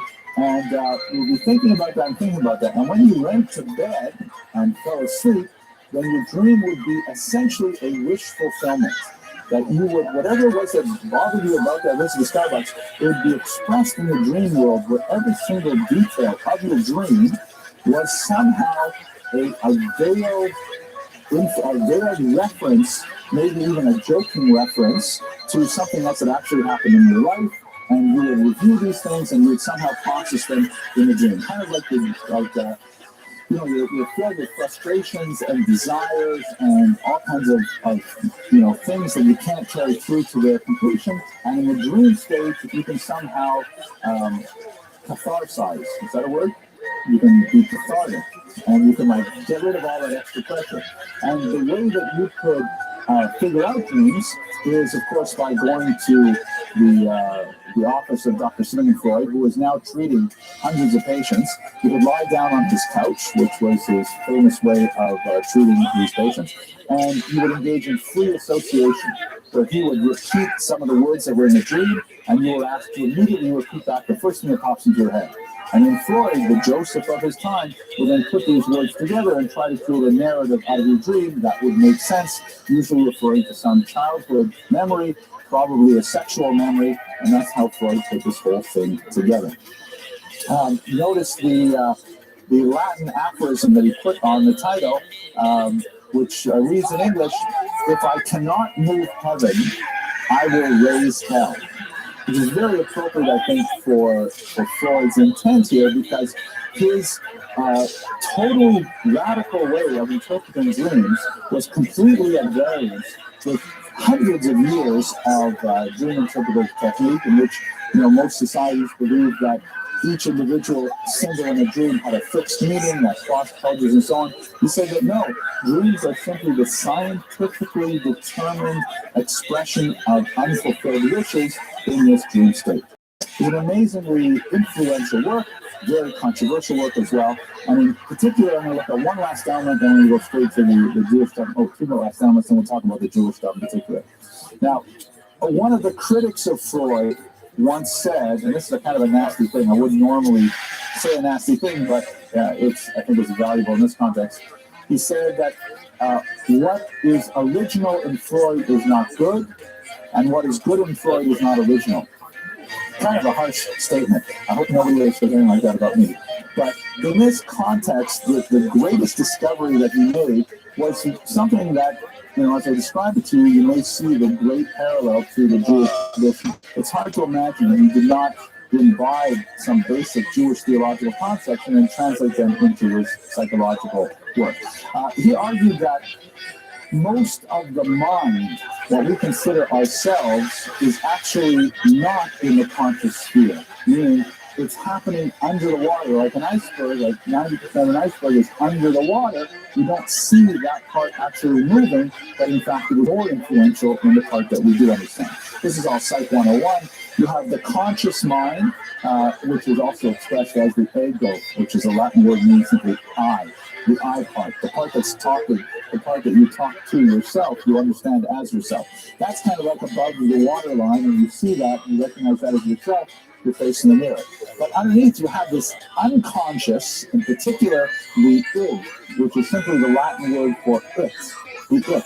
And this is where you stuff down through a process called repression all of your, unacceptable thoughts. Your desire to kill your boss, your desire to, rampage and do violence and say terrible things, all that stuff is socially totally unacceptable, and you don't even like yourself thinking about it, so you cram it down into the unconscious, and it stays there and it festers like, a boil that the pus is simply developing. And how do you get rid of the pressure? Well, that's in the dream world. In the dream world, the id gets to express itself and gets to filter back up, and eventually, you can work through these issues that are present in your id through analyzing dreams.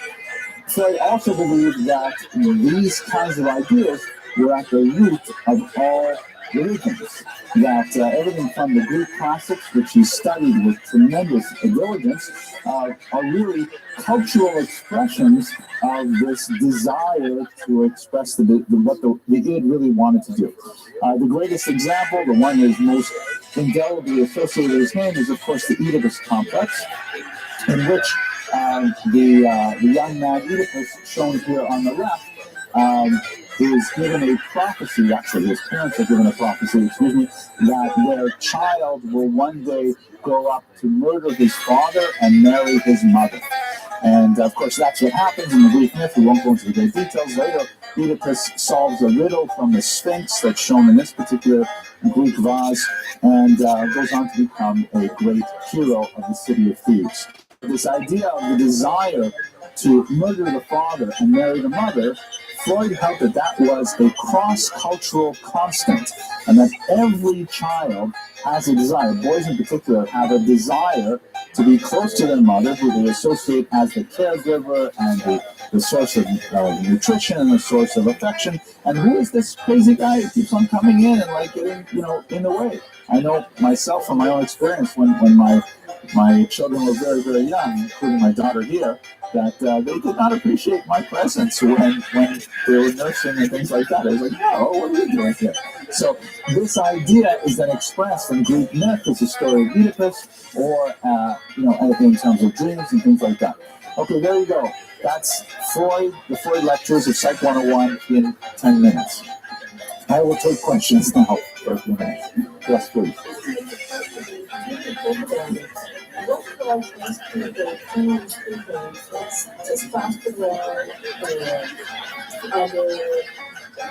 Technicals? Children does it for me.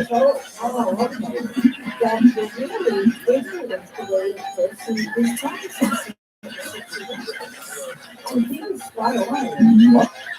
There's a lot. Freud has tremendous, fans even today, and tremendous critics as well, including his own disciples. Really, many of them broke with him quite forcefully. They felt that he was just obsessed with sex. Not everything is about sex. Like the joke is, sometimes a cigar is just a cigar. That's one of the undergraduate jokes. Yes.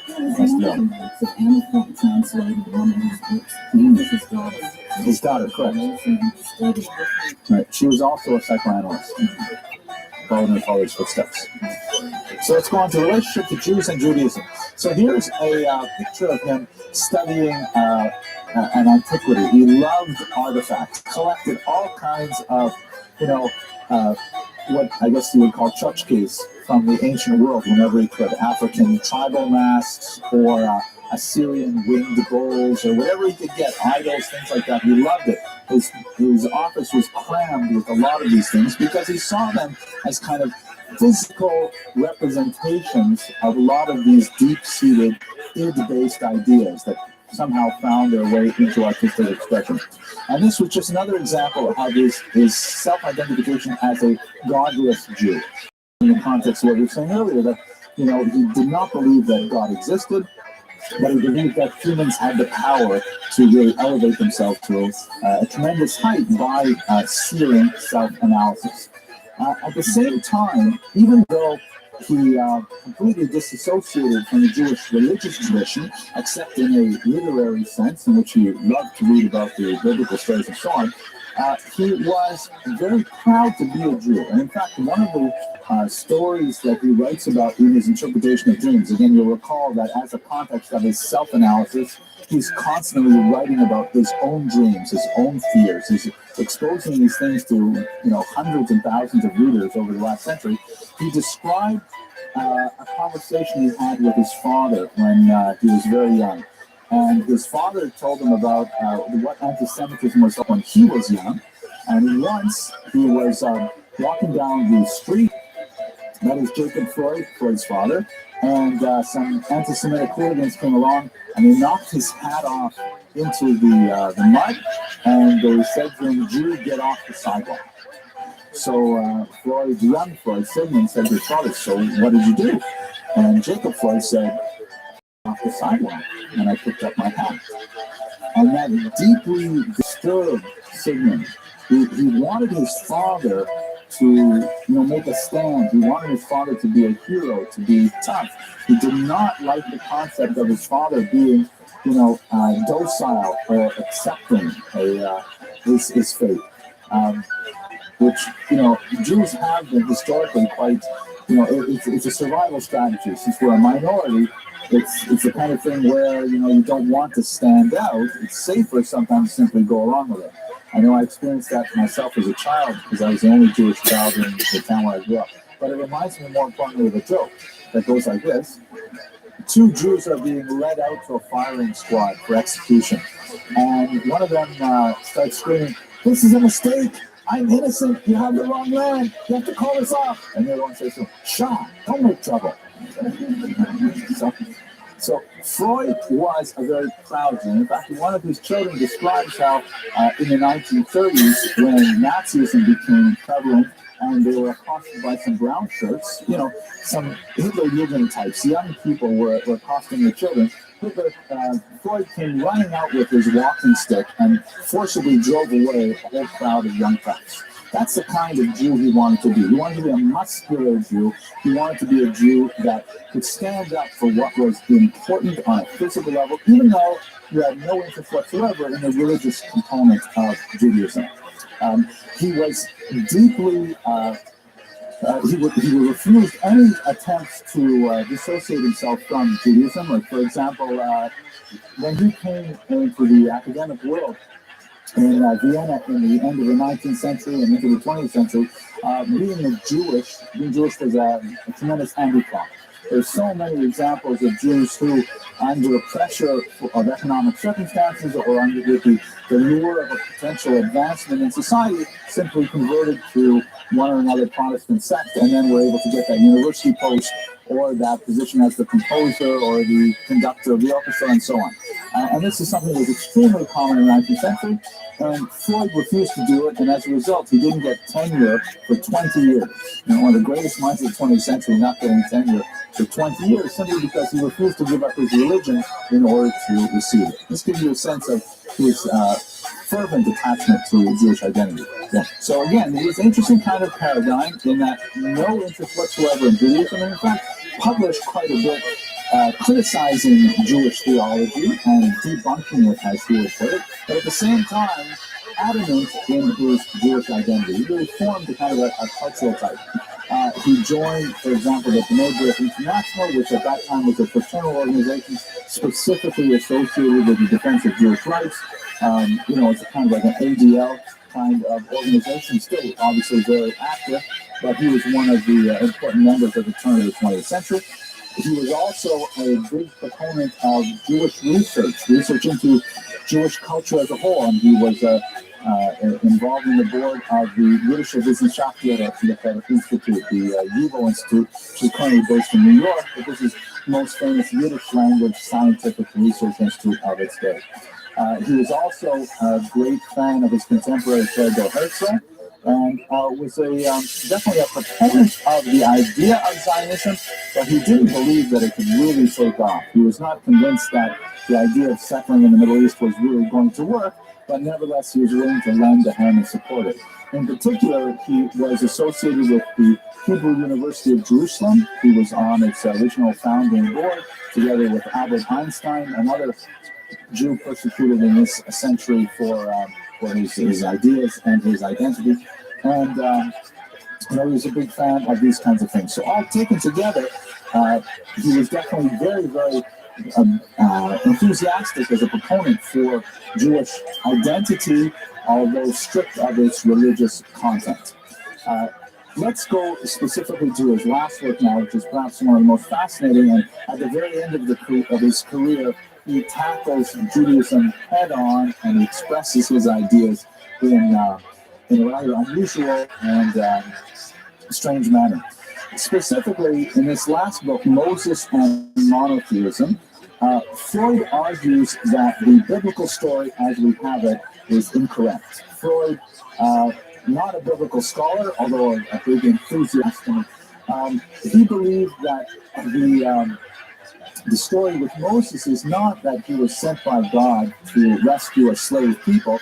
Rather, Moses was an Egyptian. He was Egyptian born and was frustrated in his attempts to become Pharaoh himself. So rather than simply accept a second-class status, Moses chooses a slave people, becomes their leader, and then takes them out of Egypt in order to establish his own kingdom.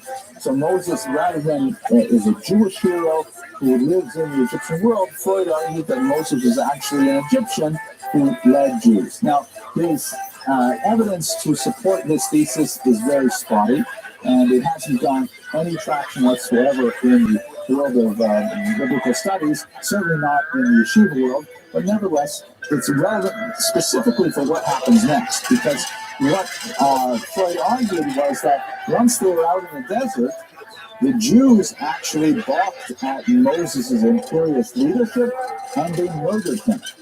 So the whole story with being on Mount Nebo, seeing the land of Israel, the Jews couldn't stand him anymore, says Freud. And as a result, they actually took him out.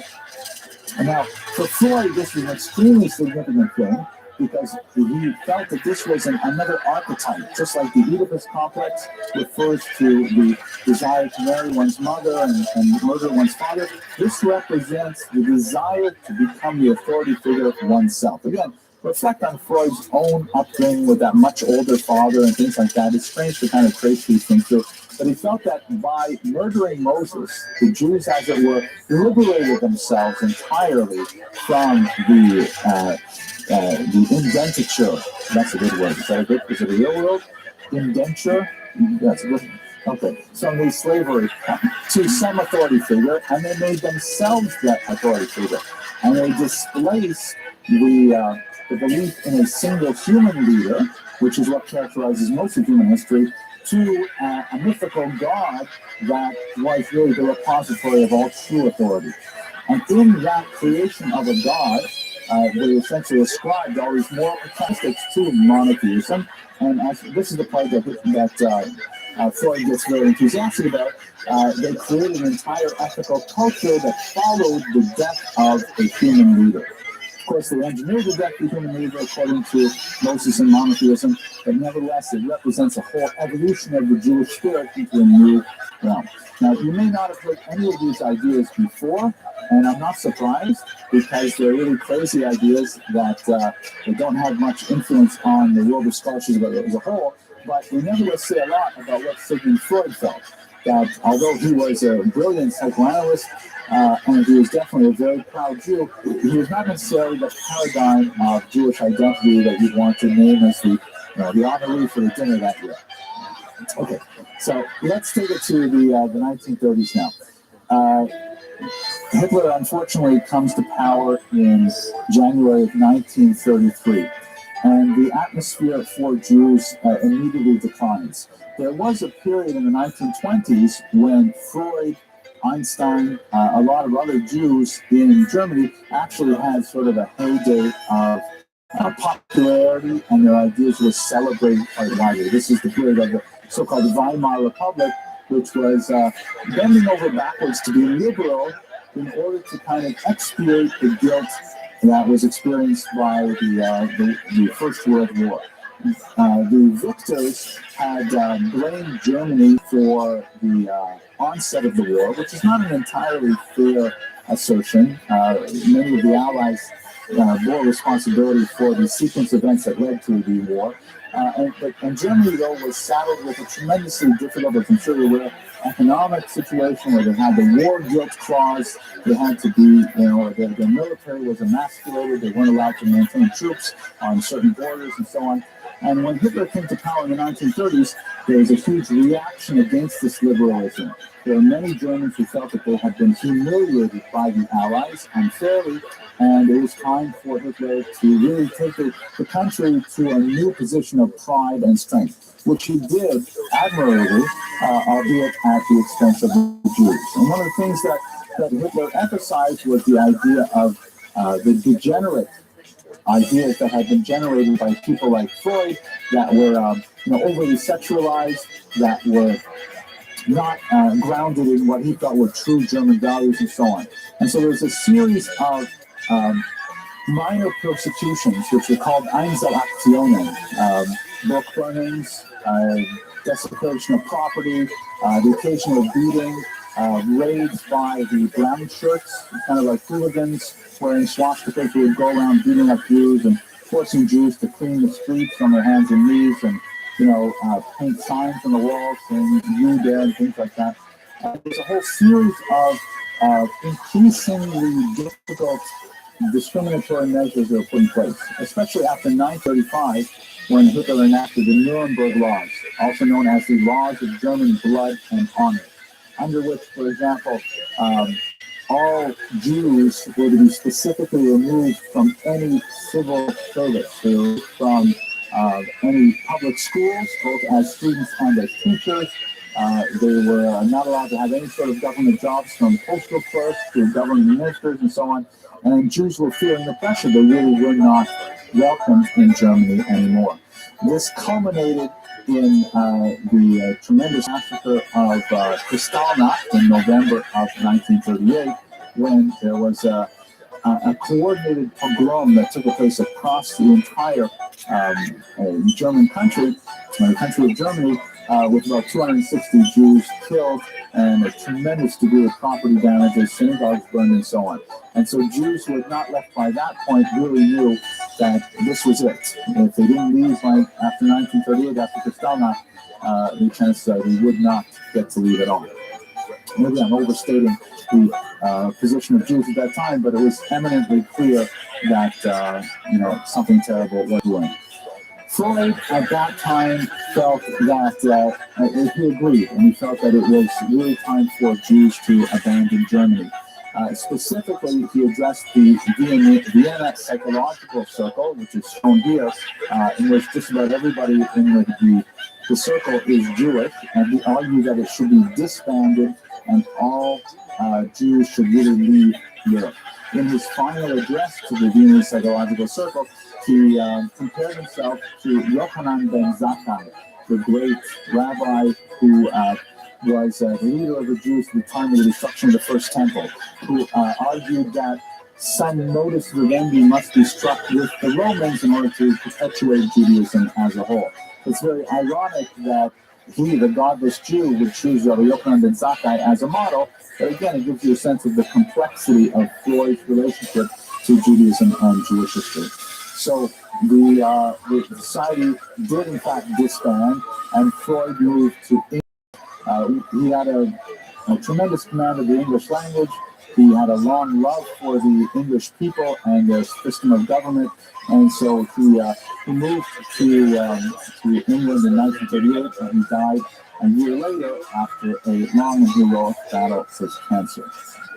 So when we look at the legacy of Freud as a whole, we can see that it's really tremendously profound in his psychological insights, which many have disagreed with forcefully, but nevertheless the very concept that the mind is a place that is subject to physical powers, that the way we think is not something ethereal and soul-like, but rather something which is mechanical and driven by various influences that occur to us in our lifetime, particularly in our childhood. This is something that revolutionized the field and ultimately became the germ for many, many scholarly works on psychoanalysis. As a Jew, we can certainly point to his tremendous support of Jewish causes and the lending of his growing reputation to major institutions. I forgot to mention, by the way, that his sons, when they were in university, joined the Kadima Zionist group, and when he was in his 80s already, he asked to become a member himself because he really wanted to lend his support to this kind of activity. But at the same time, while he clearly identified himself as a Jew and resented any efforts to minimize that ethnic association, he had a fascination with Judaism and a tremendous desire to debunk it and to try and tear it down to its roots as he tore the psyche down to its roots. These are perhaps unfortunate expressions of his activity, but nevertheless they represent a true vision of the kind of approach he took to Judaism.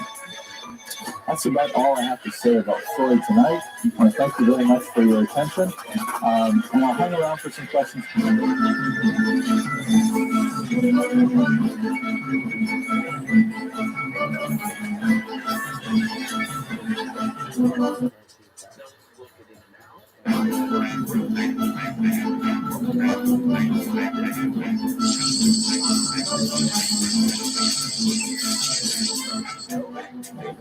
All right, ladies and gentlemen, thank you very much for your patience. I'm sorry we're starting a little bit late. We had a small kerfuffle with the office door where we keep some of the supplies and just delayed a little bit with the setup, but I think we're pretty good. 5 minutes later, not too bad. The joke for tonight, I got to take a Soviet joke, and I have been trying to edit my jokes to have less derogatory comments directed at rabbinical leaders. So the joke goes like this. As I'm sure you're all aware, for much of the 20th century, the Soviet Union was a scourge upon Eastern European Jewry, preventing them from, freedom of movement, leaving the country to go to Israel, to Iraq, and elsewhere. The refugee phenomenon that was especially prevalent in the post-war era.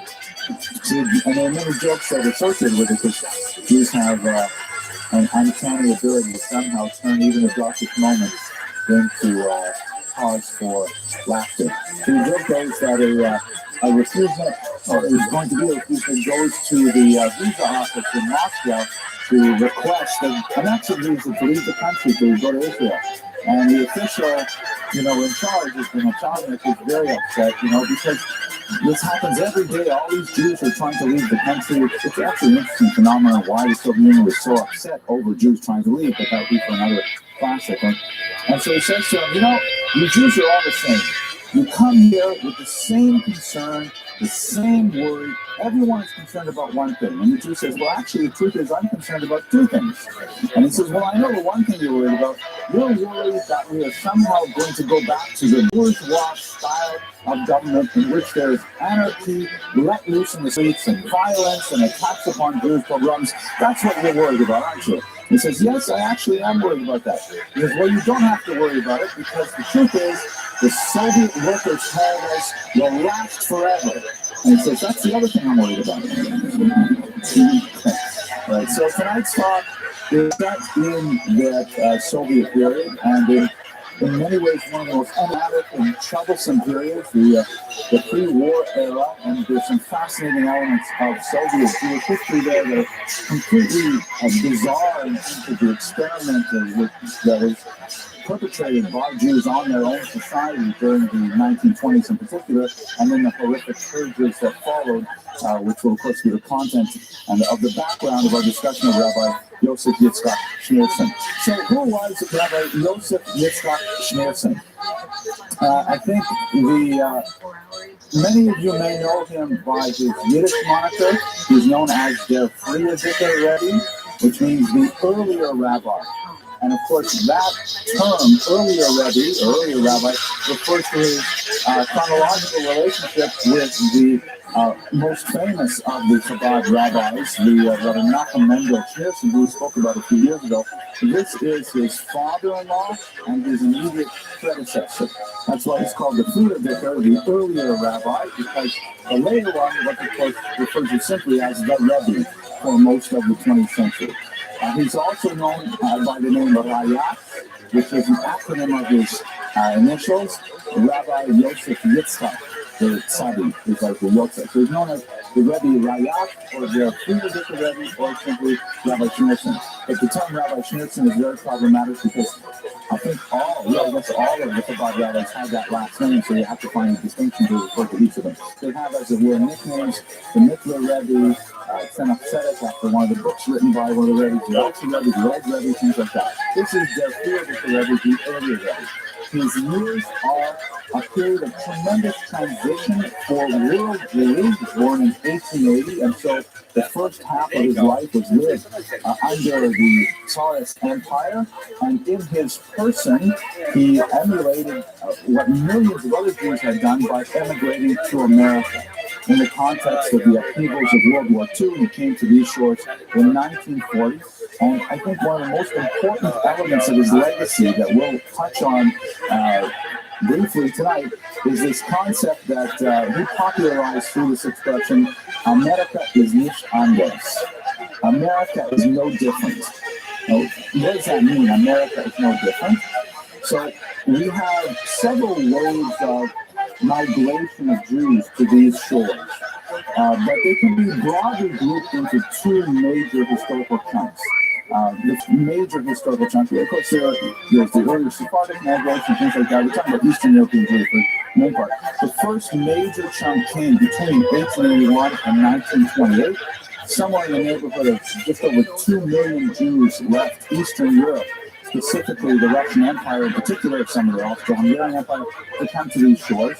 It was curtailed by the American government's shift towards a much more nativist policy and a much more exclusionary insular immigration policy that denied access to less desirable races such as the Italians and the Jews.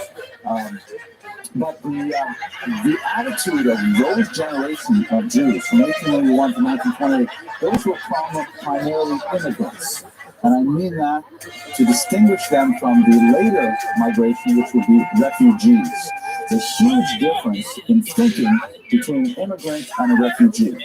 The immigrants, which include my grandparents and probably the grandparents of most of you in this room, maybe the parents of most of you in this room, they came to this country as rebels.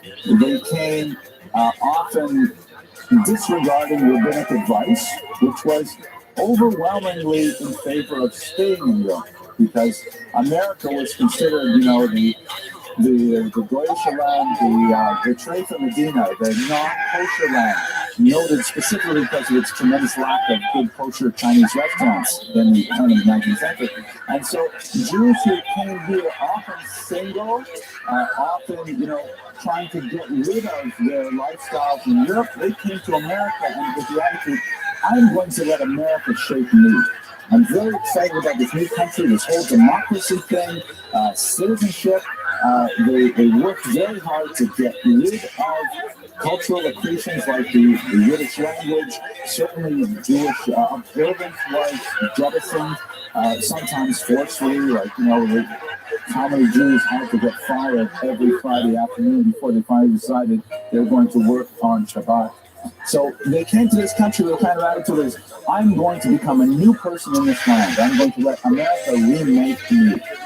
Which is not the case with those Jews who came in the context of the Holocaust, because they were refugees. They were not coming typically single by choice, by their stage of life. They were coming single because they had lost their families, gradually. And they were coming to this country angry and upset at what had happened to their homeland. And they were, reluctant would be too soft a word to describe their attitude towards the transformational pressures of these shores. They wanted to retain their identity as it was in Eastern Europe. And in other words, they were going to make America into a new version of the Shtetl. And we can see that in certain enclaves, like parts of Brooklyn, parts of Muncie, Rockland County, where you have a sizable critical mass population who all agree on the same thing, and they will transform that region into an American version of Europe over generations. So Rabbi Schneerson is one of that generation who came to this country in 1940 with a very strong adamant attitude that America is Mishnayos. America is no different. There's no reason why once we come here, we have to be different Jews. Whatever we did in Europe, we should be able to do here. And in fact, that legacy was perpetrated through his successor, or Rebbe, although with some fascinating innovations that I'm sure that Rabbi Schneerson could not have envisioned when he passed away in 1950. Okay, that's it for the introduction. Let's go straight to the material, right? Okay. What I'd like to do is place him in his biographic context. And this figure is rather different from most of the people we speak about, because most of the biographies that we discuss in this class refer to people who, sort of tripped over their destinies. They were children, they did different things, they happened to develop a particular talent, and then they went in a particular philosophical direction. But the Friedrich Rebbe was a royalty. He was raised from the beginning with a destiny that he was going to be the next Rebbe. And he began this process of training at his father's knee from a very young age. He was a very bright child, very precocious, very well learned. But from the very beginning, he never deviated from his consciousness that, in fact, he was going to be the next Rebbe. And he, mastered himself. His memoirs, we'll talk about them a little. Not only talking about right now. The one unusual thing that about the Friedrich Rebbe, which really sets him apart from most of the other Hasidic writers of his era, is that he left a very extensive memoir literature.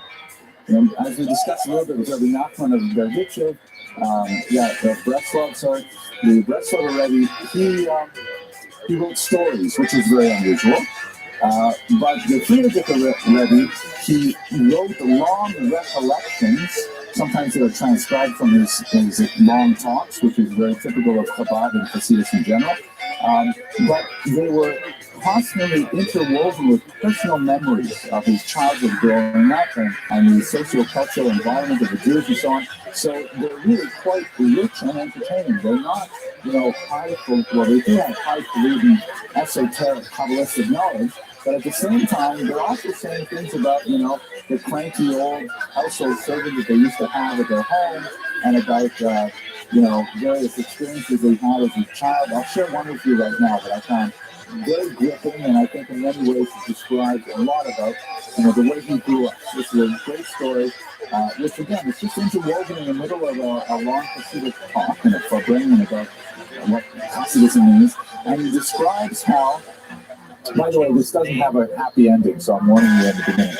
He describes, for example, how his father, who would have been the fifth Rebbe, would reward him with I think a small amount of money, a ruble or something, for every time he memorized a certain amount of material. I think it was for every chapter of Mishnah that he memorized, he would get a ruble, that kind of thing. And he was quite diligent with that, and he eventually amassed enough money that he was able to trade in his rubles for one single golden coin. There was one coin that was worth about 15 rubles, and he loved this coin. He was so happy to have one single golden coin like this. And he was fantasizing about what he would do with that money. He describes, for example, that he decided to get a watch because the watch would then give him the discipline to make sure that he divided his time. We're talking about a child who was about 10 or 11 years old. And that he would divide his time to make sure he woke up at this time and went to prayers at this time and learned for this amount of time and so on. And then one day he was in his father's study and a businessman came in, and the businessman came to his father and said he needs to borrow 28 rubles for his business. And the father said, I'm sorry, the way things are right now, I can't lend you this money. This is probably around 1891, which happened to be a brief economic crisis in the Russian Empire. So the businessman saw this young boy sitting in the corner playing with what he called his toy, his gold coin. And he said, well, that's all right. That's only worth 15 rubles, but the gold coin will do.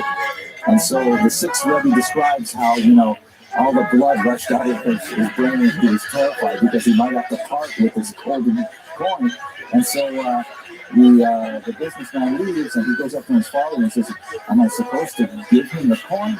And the father says, well, lending money to a fellow Jew is a huge mitzvah, and you get so much reward for it, things like that.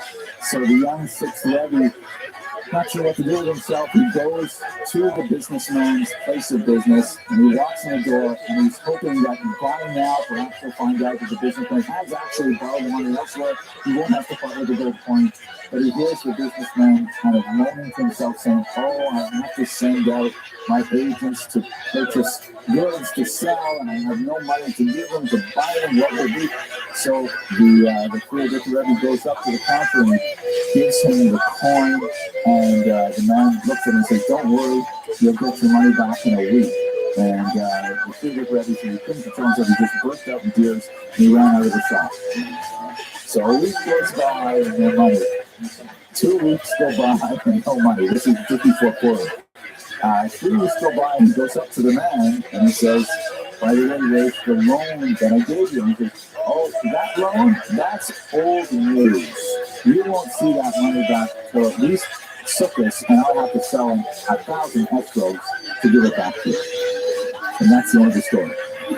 So it's like it's a real true story. You can tell it has the ring of truth because it's not like satisfying its ending. You can see it made a big impression on him, and that's the character of his memoirs. Very rich, very detailed, very pungent with the kind of reality of 19th century life. But the point is, he grew up, even as a child. He didn't really have a childhood in a normal sense because he had this idea he was always going to be destined to be the sixth of the Chabad rabbis. And reading his memoirs and learning about his life, you can see that he really maintained his trajectory true to that cause. And not respect what those things were. Oh, these are four of the previous Chabad rabbis. This is the Alter Rebbe, the first. This is the Tzemach Tzedek, the fourth. This is, if I'm not mistaken, a Rashab. It could be his father. And this is the seventh, his son-in-law, who took over. If I'm not remember. Did I get that right? This is a Rashab, isn't it? That's the fifth Rebbe. Well, let's go on, because I'm not sure. Okay, let's put it in historical context now. The last century of the Russian Empire was absolutely horrific for Jews. It's not surprising that so many of them wanted to leave to get to America because the 1800s in Russia were terrible in so many ways. I'm just going to touch on some of the major policies and events that shaped Jewish consciousness of their status in Russia at that time. Perhaps one of the most significant figures is Nicholas I, shown here. The Tsar Nicholas, who took power in 1825 after his father was assassinated in a rebellion that was unsuccessful. And he was a rather military individual. He had this notion that the military could save Russia not only in terms of foreign policy, but also in terms of domestic policy. That the military has advantages to bring society into a common vector.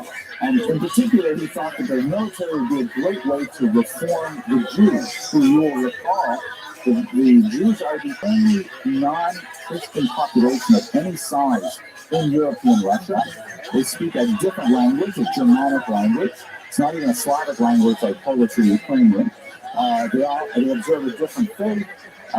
They regard themselves as citizens of the Russian Empire. Of course, not that the Russian Empire is extending citizenship, but they regard themselves as essentially permanent residents of long standing.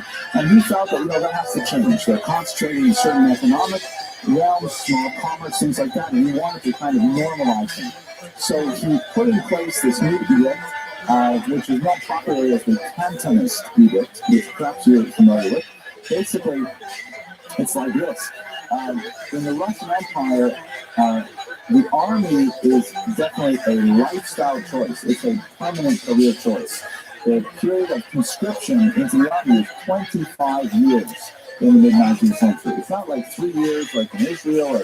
It's 25 years. So it was an option of choice for like third sons who had no chance of getting much land, or if they didn't want to become priests. So the army was a viable option. But for Jews, to join the army for 25 years was just out of the question. Being totally separated from the Jewish community, no kosher Chinese food at all. What are you going to do? Why am I cooking Chinese food? Maybe because we have vegetarian tonight. Anyways, what's going on?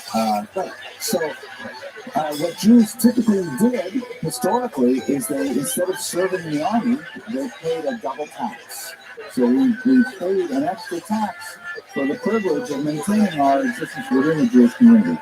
Nicholas I ended that practice, and he said, no, all Jews must serve proportionately within the army for 25 years. So if you were conscripted, that was it. 25 years, you're basically gone to the Jewish community. But he realized that if they were conscripted at the typical age of 18, that would have been a very poor service to the army, because they're already quite socialized in the Jewish world, and they're not accustomed to taking orders and being violent and speaking Russian. So he dropped the minimum age to 12, creating thousands of child soldiers in the Russian army. They were taken away illegally as early as age 12, but often at a much earlier age, and they were put for 6 years into a military school called the Canton, where they were trained in, basic information they need to be a soldier, including the fundamentals of the Russian Orthodox faith, the Christian faith. And obviously, most of those children simply never returned to the Jewish fold after 6 years of military academy and then 25 years of military service. They were just simply assimilated into the Russian population after, which is exactly what Nicholas I wanted to achieve. I happen to be working on my own family tree for a while now, because my wife has been telling me I got to do it. And it's amazing to see how many nephews you have living with childless relatives, because single sons were exempt from conscription.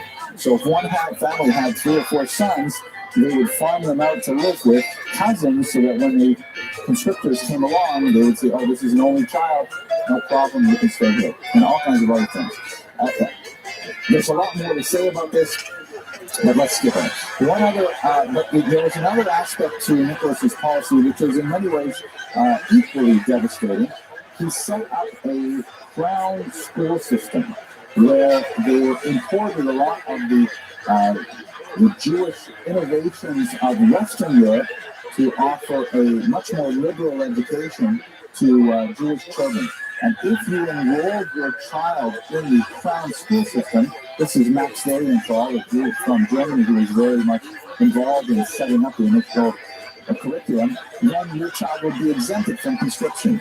The only problem is that, as Max Dalian discovered for himself, the Crown school system was simply a front for propagandizing the children in Russian Christianity as well. They had priests teaching there, trying to convince them to convert to Christianity. And so you either expose your child to the risk of conscription, which is a horrible fate, or put your child in a school in which they would receive a tremendous amount of indoctrination to try to convince them to convert to Christianity. So it was a horrible thing, and it was extremely caustic within the Jewish community as a whole. You add to this the fact that there were increasing outbursts of violence among the population directed against Jews. The most notorious of which were the 1881 pogroms, which were remarkably less devastating than much lighter attacks on Jews. According to one estimate, only 46 Jews were killed in 3 years of pogrom violence, which is an incomprehensible number when you place it against the violence of the Holocaust or even the pogroms of 1919 or 1905. But Jews felt that Russia was not protecting them anymore, that there was no way that they could be safe from random acts of anarchic violence. So the way that Jews responded to it were in several ways, and I'll get to in a second. There were 5 distinct strategies we've spoken about on another occasion, but the 2 most significant were a turn to socialism, like Leon Trotsky here advocated, in which they abandoned Jewish belief and practice in favor of, rushing headlong to Marxist philosophy, in which individual national identities were all allied into one great, human family of peoples. Or they moved towards Zionism, which at this time was also an overwhelmingly secular movement, spearheaded by Theodor Herzl shown here, but which also meant that there would be abandoning of traditional Jewish ideologies, all of which was anathema to Chabad. Finally, and perhaps the most significant of the responses was the option of simply leaving Russia, which was incredibly popular. As I mentioned, about 2 million Jews took advantage of this option and tried to transplant their lives here in America with much greater possibilities of economic advancement and also freedom to practice their religion, although it happened that the religion often took a second priority status to the economic advancement. Okay, that's kind of like a picture of how awful it was in the 19th century in Russia. These are the formative years of the Syrian ViralRabbi. Good questions.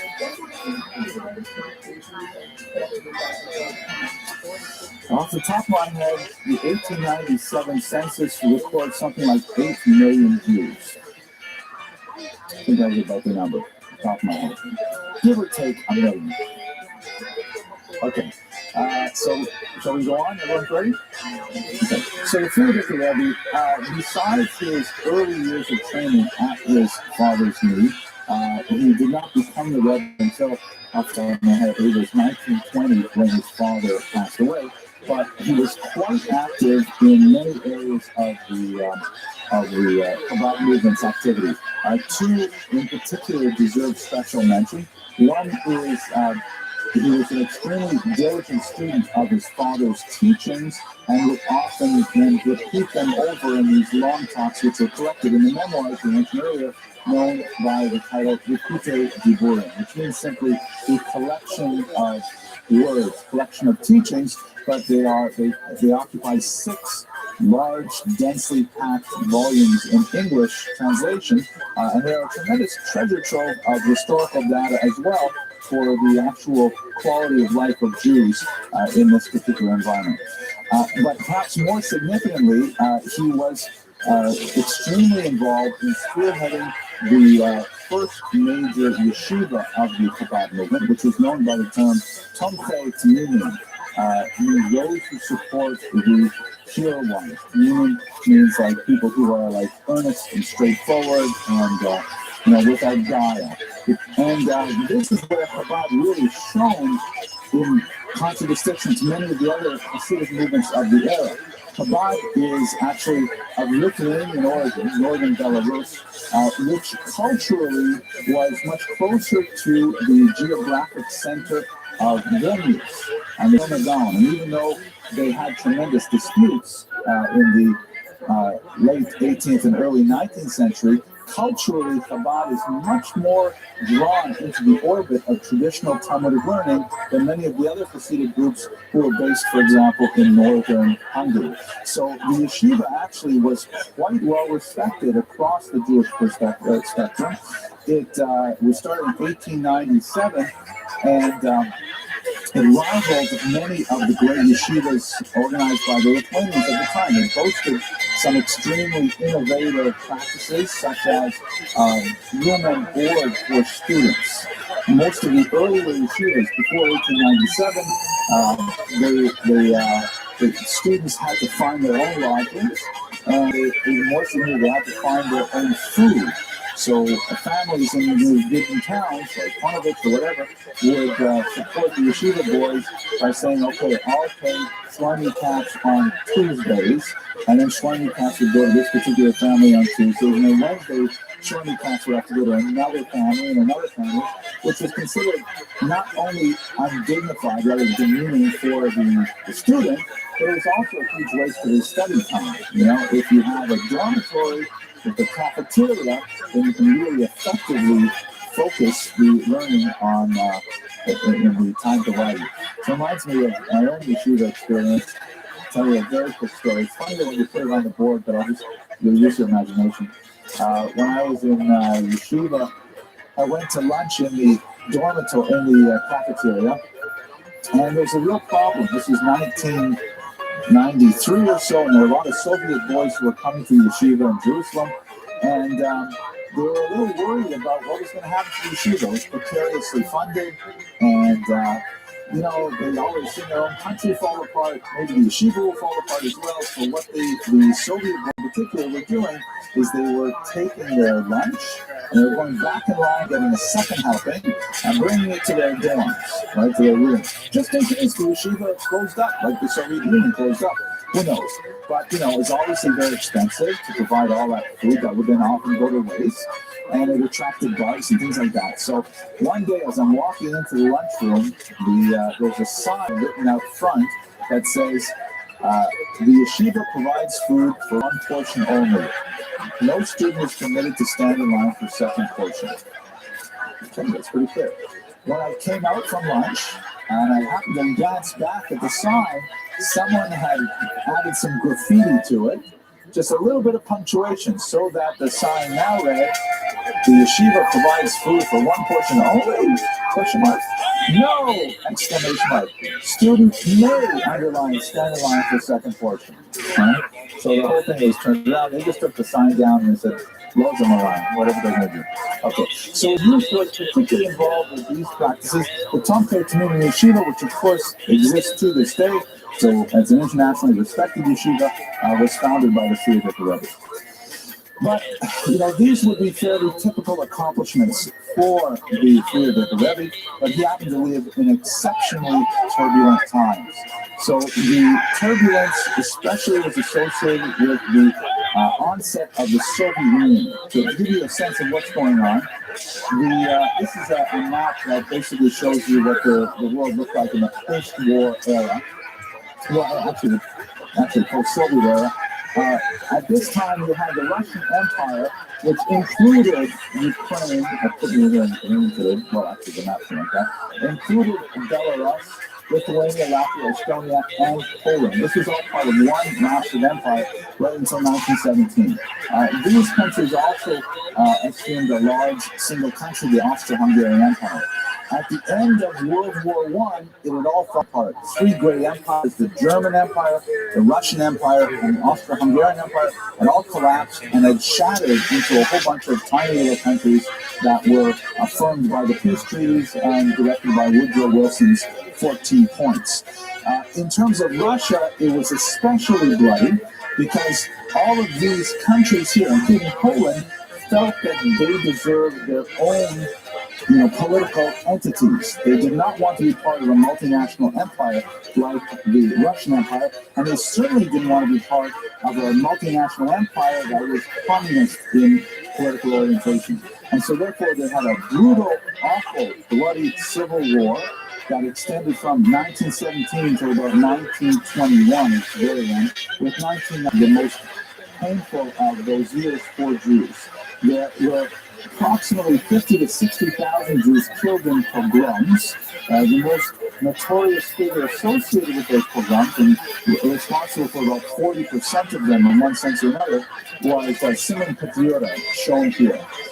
Simon Petlura was the leader of the independent Ukrainian forces who wanted to create an independent Ukrainian state. Should sound familiar with regards to today's politics. And although his figure is somewhat controversial, there are many historians who feel he was a Hitler-like architect of the pogroms. Other historians, including myself, feel that he was simply not sufficiently aggressive in trying to stop his troops from committing pogroms. I wrote a book on this back in 1999. But anyway, a horrible time for Jews. Petlura himself survived the period and fled to France, where he was assassinated by a Jew named Shalom Schwarzbard, which is a very celebrated event in Parisian history as well. The Jews, however, were although there was a small minority of Jews who were definitely attracted to socialism and communism, the appeal of communism grew outside because the communists were much better at controlling their troops. The number of pogroms perpetrated by Red Army soldiers was probably in the range of 5% or less. They were very rare. We're talking about literally hundreds of attacks on Jewish communities. So Lenin was seen as a kind of mythic hero by many Jews who said Lenin's the only guy who is actually trying to live up to these principles and protect us. This is a great propaganda poster which says Lenin lived, Lenin lived, Lenin lives, and Lenin will live. And that's a very kind of Soviet construction of propaganda. I remember when I lived there, they used to have these apartment buildings, big, tall skyscrapers, and they had these massive 3-story letters of words on the top. And the words were things like bread, peace, it was really a totalitarian kind of propaganda, even on the top of those letters. I'm sorry to have it. So Lenin was seen by many Jews as really a savior, someone could actually restore calm and make sure that people didn't attack the Jews. And Lenin and his Jewish advisors took advantage of that to promote the Soviet cause among Jews. Here is a poster from a little bit later in the period that says, "Who is an anti-Semite?" And it shows all these different people from different walks of life in society, meaning anti-Semitism can hide anywhere. We have to root it out. We have to get it out of ourselves. Very popularizing kind of mission where we actually promoted a very philo-Semitic message. On the other hand, this is a white Russian poster. The whites were pro-Tsarist forces, or at least anti-communist forces who were fighting against the Reds, that showed Trotsky as this demonic figure, with his henchmen here sitting on piles of corpses. So definitely the propaganda coming from the Soviets was much more pro-Jewish than the stuff coming from other sides. So in the context of that Civil War period, lots of Jews became very quickly pro-Soviet, with a major exception, of course, being Chabad Jews and other religious Jews, because the Soviets were so desperately anti-religious. And that was a sine qua non for these religious groups. So they were moving against the tide in terms of general Jewish thinking at that time. Okay, I'll pause for questions, arguments. Perfectly. Where were the Jews? So we don't have like really good data. We don't have like a public opinion polls and things like that. We do have tremendous anecdotal data where we can look at, the stories about Jews who, boys with chaos falling down, going into battle with Soviet troops to defend the shtetls from pogroms. And you do have certain markers like how many Jews were members of the Communist Party in 1917 and how many were they in 1922. So there's huge surge of popularity. Literary evidence, then you pick other kinds of stories, all point towards this. Again, the religious community is different because they were very mistrustful of the Soviet anti-religious approaches. But Jews as a whole felt, we're at the mercy of all these other crazy groups, and only the Soviet army, the Red Army, was protecting us. So it became a very popular option for Jews. That's a great question. Okay, so what was the ViralRabbi doing at this point? The Soviet Union goes through a tremendous transformation in a brief period of time. There are several policies that are put in place that affect the Jews very directly. First, there was a policy called the War Communism, which was established at the beginning of that civil war, in which the Soviets said, we are going to push this country rapidly into the theoretical model that Marx laid out and Lenin has, kind of fleshed out for our environment. And that meant huge confiscations of land, very brutal treatment of bourgeois peasants, things like that. And it also meant a very harsh treatment of religion in general. I wouldn't say Judaism in specific, but religion in general. So massive confiscations of Torah scrolls, massive closures, and even destruction of religious edifices like synagogues, churches, things like that. They're really blown up to make a point that these are, very contrary to Soviet ideology. And that lasted for about 2 years. War communism was too hard for the population to take because the vast majority of Russians were still religious, and they viewed these urban interlopers with their violence and with their harshness as being foreign to their goals. So Lenin instituted something called the New Economic Policy, in which they all took kind of a breathing moment and they took a step back, where they didn't persecute these faiths nearly as much, and they in fact allowed a little bit more economic freedom for people to grow their own vegetables and sell them in a local market and things like that to try and. It was a compromise with the ideology. It was not so pure Marxist, but it was saying, okay, this is the reality. We have to recover from the Civil War. And during this time, this is where it gets to Jews specifically, there was a very brief flourishing of a policy called korenizatsiya. This is a strange term. It's hard to translate into English. The word koren in Russian means root, like the root of a tree. And korenizatsiya means rootification, or it's sometimes translated in English as indigenization. In other words, the Soviet Union said, okay, look, we can't stamp out all these religions. We can't totally erase all these national cultures. So what we should do is we should look at those things which are acceptable expressions of folk culture, not necessarily contrary to Marxist thought, and we should celebrate those things. So, for example, with the Jews, the Yiddish language, being a language, was considered beautiful and should be encouraged. However, the fact is that there are about maybe 10 or 15% of Yiddish words are Hebrew in origin, and Hebrew is a religious language, it is a Zionist language, so they had to get rid of all the Hebrew words whenever they could. It's very hard to do that because you can't take 10 or 15% of the language and simply, make it illegal. They did try to make certain things illegal. But so for example, they said, okay, fine, so we can't get rid of all the Hebrew words, but let's at least spell them in Yiddish.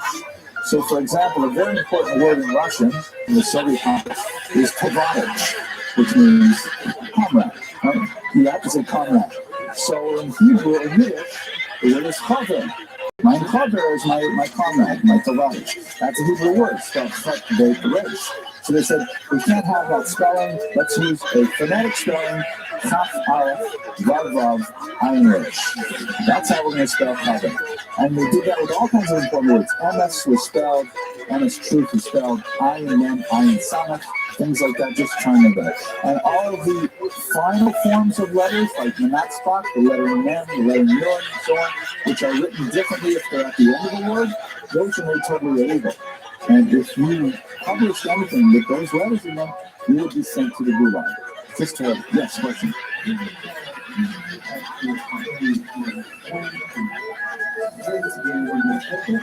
Yes, that's the Yevsektia. I'm glad you're going into that. The Yevsektia was, the problem is the Jews did this to themselves. The ardent pro-communist Jews formed an organization which was, a duly authorized by the government called Yevsektia. Stands for Yevreisky Sektia, the Jewish section of the Communist Party. Led by the way, a former Chabad rabbi, who was, kind of defrauded. They organized all these Jews to go out and root out any kind of religious activity and try to make it more proletarian. And sometimes it was laughable the way they did it. For example, the traditional Haggadah, the Passover Haggadah was made illegal, and instead Jews were enjoined to use something called a Yod Haggadah, in which the figure of Moses is represented by Stalin, and that the Jews in Egyptian slavery are like the toiling masters under the Tsar, he's Pharaoh, all those kind of things. And you look at those things and you laugh about it, but it was actually quite scary at the time. The Yevsektia, advanced all kinds of policies that were designed to try and promote a particular kind of Jewish culture that was totally divorced from Judaism, from the religion. Let me show you a couple of pictures. Here's like some Yevsektia propaganda that celebrates how Jews should be healthy, strong, outdoor workers of the land instead of, being yeshiva workers, pasty-faced and bent over an ancient Talmud, things like that. They promote, this is one of the craziest aspects of it, in order to try and counter Zionist claims that the Jews belong in Israel. They created a Jewish autonomous oblast, a region in the Soviet Union that was supposed to be a Soviet Jewish workers' paradise. Here is Europe. This map, because the Soviet Union is so big, it's kind of curved, and Europe is over here, there's Scandinavia here. So this is where all the Jews live. And the Jewish autonomous oblast, which is called Viralrabbi, is all the way over here. Right? This is Japan out here, this is China, right? So the argument was they were trying to, protect this particular border on the Bijan River, but the only advantage of this location was the proximity to authentic Chinese food. Otherwise, that's a whole interesting story itself, what happened to Bijan. Many Jews did actually move out there, and the Jews who did go there survived Holocaust, which is terrifying. Okay, at the same time, they had these active campaigns against religion, such as the organization, which is called literally the League of Militant Atheists. Militant, meaning they're out there fighting to propagandize atheism. They have this magazine, here's one cover, called the Bezroj, which means the godless. That's the title of the magazine. This one here ridicules the Last Supper, showing Jesus as some kind of, distributor of intoxicating drugs and things like that. And there are all these kinds of things directed at humiliating religious people, within the context of trying to build Soviet culture. So this all came to an end, by the way, under Stalin, who had no patience whatsoever for the policy of colonization, of indigenization, of promoting religion. He said, this is all garbage. We are going to do away with religion, and we're going to do away with Jewish particularism as well. Jews who will fit the Soviet mold will be fine, and all other Jews, we have no patience for them. And of course, this is the period in which the ViralRabbi was quite active. I'll just skip over that for today. His main activity under the period of colonization was trying to support and strengthen traditional religious observance. He was a very well-known figure in Eastern Europe and to America. He already had a network of supporters established in this country, and he channeled tremendous numbers of funds to, baking matzah, to importing tefillin, to supporting religious functionaries in all kinds of ways. To give you just a sense of the bizarre universe that the Soviet Union was, it was permitted, technically, according to the Constitution of 1936 in particular, freedom of religion was proclaimed in the Soviet Union. Everyone could be a believer. Whoever you wanted to, you could believe it. However, it was strictly illegal to proselytize. You couldn't try and convince someone else to be a believer. And that included teaching minors. So in other words, if you hired a Melamed to teach your child something about Judaism, you and the Melamed would be state criminals for proselytizing your own child. So it was a bizarre kind of universe where there was double speak of yes, freedom of religion, but at the same time, there's no way to practice it. And any Jew who was involved in any kind of official function as a rabbi, as a mohel, as a shofet, tremendous danger was in their path. So he spent a lot of time supporting those people physically, monetarily, and spiritually with his resources that he had gathered from across the Eastern world. In 1927, the Setsia finally caught up with him, and they arrested him. The first of several arrests, and one that actually was very prominent in the Soviet, in the Chabad history. It was, as typical, the Setsia came with the secret police late at night, banging on his door. The whole family was awakened, and he was taken away to a prison, horribly treated, interrogated. His description of the 3-odd weeks that he was held under guard and treated this way is actually a classic of Soviet literature, of Gulag literature. Largely because of the international pressure that was brought to bear in the Soviet Union, he was finally released. I believe it was the 12th of Tammuz, which is celebrated in the Chabad calendar as a great holiday because he was not subject to far worse punishment. But it became clear that his activity on behalf of Jews in the Soviet Union would no longer be possible. He was under too much scrutiny, and he was too prominent a leader in this regard. So he fled to the nearby countries of Latvia and Poland, first in Riga and later in Otwa, where he tried to channel the same kind of resources into the Soviet Union, but it was much more difficult being on the other side of the border. And if that wasn't enough, of course, the period even worse, the 1930s, were tremendous anti-Semitism in all of Eastern Europe, and the climate became incredibly difficult. Specifically, they culminated in the Nazi-Soviet non-aggression pact of 1939 to August 39, in which the Poland and the Baltic states were simply divided up by the Nazis and the Soviets, much like had happened in the 18th century.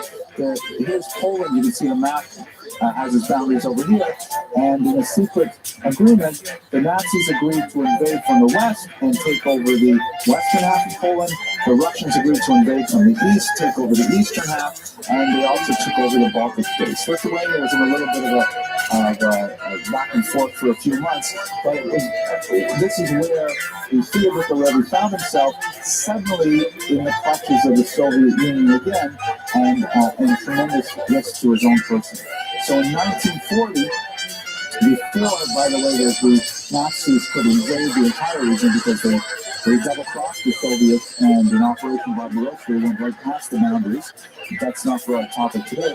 In 1940, his American supporters managed to bring him over to these shores, together with his family members, and this is where he lived the last decade of his life and established an American legacy here. So let me pause for questions, and then I'd like to take some time to talk about how he set the foundations for a remarkably successful Chabad movement afterwards. Yes? Correct.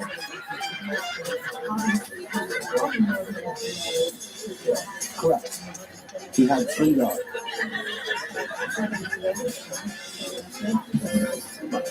No, No, they were actually related. So Rabbi Menachem Mendel Schneerson was also part of the royal, but he had broken, his family broke off a couple of generations earlier, and he was based in Dnipropetrovsk, which is, by the way, the Soviet name for a town they used to call Yekaterinoslav. The Russians felt that Yekaterinoslav was too hard to pronounce, so they changed it to Dnipropetrovsk. Yeah, okay, go ahead. No, the field was ever established with that. Right. So he had, when he came to this country, he had a couple of options as to what he was going to do with his Chabad movement. Was he going to try and settle himself in the Lower East Side, which was still, the place where so many Jews lived in a very traditional way. But he decided to move to more of an upper middle class region where they purchased a large home. Here you can see here with a whole bunch of shluchim in front of it, which has become an iconic place of pilgrimage for Chabad's devotees ever since then. And this, you have to imagine that this was kind of like, I wouldn't say it was exactly the Bal Harbor of Brooklyn, but it was definitely like, the surf side of Brooklyn. I mean, it was pretty significant to live there. And it was from this vantage point that he began initially to try and target the new American Chabad, not the old world. He looked to the clean-shaven youth who were really quite far in their thinking from traditional Eastern European Chabad modalities, but he felt that ultimately there was a future in those people. That's probably a major reason why he ultimately chose, well, actually, it's not so clear. He had, we'll just say very quickly now, he had two sons who were very viable candidates for the seventh vision. I'm sorry? Sons-in-law. Two sons-in-law were very viable candidates. The Rashab, who was the elder, he had married the Rebbe's, the Frierdiker Rebbe's oldest daughter, was an extremely able administrator, very active with the key project of the yeshiva, Tomchei Tmimim, and in many ways he was moving in the same kind of traditional trajectory as his father-in-law. Rabbi Menachem Mendel Schneerson is shown here with the Frierdiker Rebbe, the seventh Rebbe is standing, was definitely very close to the Rebbe and had a lot of kind of personal projects, but he was also given a lot of unusual projects that were more associated with publications and outreach. And the reality is that the Frierdiker Rebbe, when he passed away, did not leave clear instruction as to who would be his successor. There was an interregnum of approximately 1 year, I should say actually exactly 1 year, because the first anniversary of his death, the Yortzeit, the seventh Rebbe was universally proclaimed to be Rabbi Menachem Mendel Schneerson. That's a whole other discussion that we talked about in the video is available online. But in many ways, the seventh Rebbe took some of the core ideas of the Frierdiker Rebbe's approach, but applied some rather innovative strategies to implement them. The use of technology, radio broadcasts, later that would become the internet after the Rebbe had passed away, things like that. Fascinating developments, but beyond our scope. What is relevant for us today, however, is that the seventh Rebbe had an incredibly strong devotion to his father-in-law, the sixth Rebbe. And when the sixth Rebbe passed away and was buried in a place known to Chabad Nikim as the Ohel, here you can see his tombstone here, and he's buried here, obviously. They created in what's the name of that cemetery? Montefiore, I think is the name of it. Montefiore. They created a kind of an unusual sanctuary, which is bounded by fences in such a way that, according to Chabad practice, even a Kohen can enter the sanctuary and walk in these fences directly to this open-air building, which is shown here with men in it entirely. Sometimes it's entirely women, but usually they have a mechitza here in the back end, or the top end is populated by women, and the bottom end here is populated by men. The seventh Rebbe would regularly go to the grave of his father-in-law to pray for long periods of time, like an hour, 2 hours at a stretch. And later, when he passed away in the 1990s, he was laid to rest immediately to the right of his father-in-law. And one of the fascinating things about this place, I think, from the standpoint of Jewish history, is that, to my mind, I believe this is the only religious pilgrimage site for observant Jews in this country. Is there any site that has that same value as a destination, a spiritual destination? If you're doing spiritual tourism, where do you go? So it's really quite unique. I'll take a second to describe for you. If you've never gone to the Ohel, it is quite an experience. There's a whole body of ritual that surrounds a visit to the Ohel. It's not simply going to a cemetery.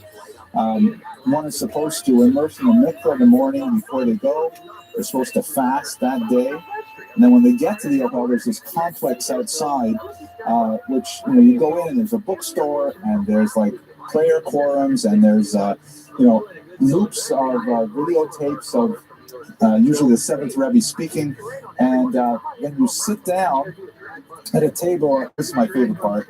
You get a little piece of paper and a pencil, and you write a kvittel, which is kind of like prayer, what you want to say to God when you're praying there. And that's my favorite part, because you're allowed to. You have this one little piece of paper, and you can focus all of your thoughts into 4 by 6 inch piece of paper. Then when you're ready, you take off your shoes. You can put on. They provide you with Crocs and things like that, non-leather shoes. You make your way out to the Ohel. You give charity. There's a little charity box there. You light a candle in the kind of anteroom that's behind the wall over here. And then you come out, and this area is completely silent. And all you hear are the whispers of the people who are reading psalms and other prayers. And you're jammed in there. Quite often, people are actually touching you on either side because it's so crowded here. And then when you're finished your prayers, what you do is you take out your kvittel, you read it quietly, then you rip it, and you throw it into the open area here. So this, I don't know if you can tell from where you're sitting, but these are all the torn kvitlach, the torn petitions of people thrown into the gravesite. You'll see that there are amazing things like wedding invitations. People throw their invitations in there. Maybe like, that was a waste of time. No, I shouldn't say that. No, I think it's like a sense of like kind of inviting the ancestors. They don't rip those. Lottery tickets, things like that. That might be fed. It's too late now already. But it's an amazing cultural, religious, sociological, anthropological experience that I recommend to you. I found it, very, spiritually uplifting and cleansing kind of experience. And whenever I'm in that part of the world, I really enjoy doing it. So, from 770. So if you get a taxi, it's about 30 minutes. You get a ride. It's in Queens, yeah. So you have to go from Brooklyn to Queens. Yeah. Anyways, in terms of the history of American Jews, this is a very significant site because it is really the only pilgrimage site I can think of. In Israel, you've got a lot of sites. You've got, the Kotel, you've got Kever Rachel, you've got all kinds of things. But in America, this is a brand new pilgrimage site, and it's nice to have something like this in our world. So to conclude and try and bring the legacy of the Rayats together, I think the most significant thing that we can take away from these 60 minutes is that his utter conviction that America is nicht anders. America is no different. That even though we live in such a tremendously altered world, when you look at the shtetl of the 19th century, the fact is he felt that the core values of the tradition can be transplanted to these shores. And in fact, through his dynamic and very charismatic successor, we can say that the ViralRabbi's goals and objectives were in many ways realized in our country. Thank you for your attention, and look forward to seeing you in 2 weeks. Not this week, because it's Purim coming up. Very looking forward. Please like, comment, and subscribe.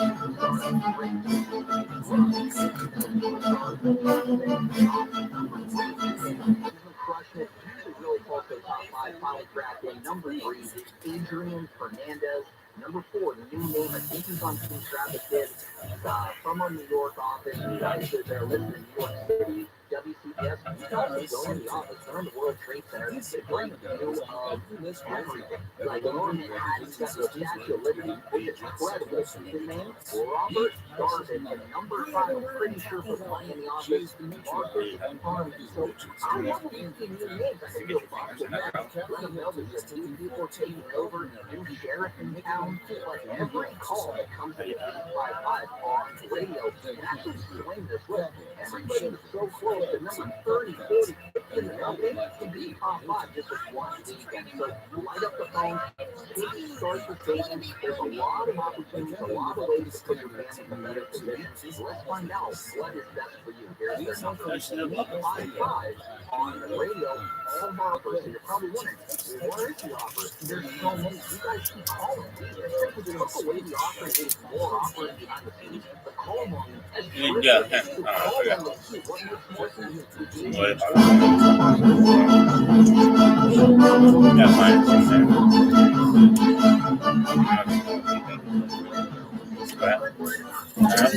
My daughter gave me a little bit of a hard time after last week's lecture.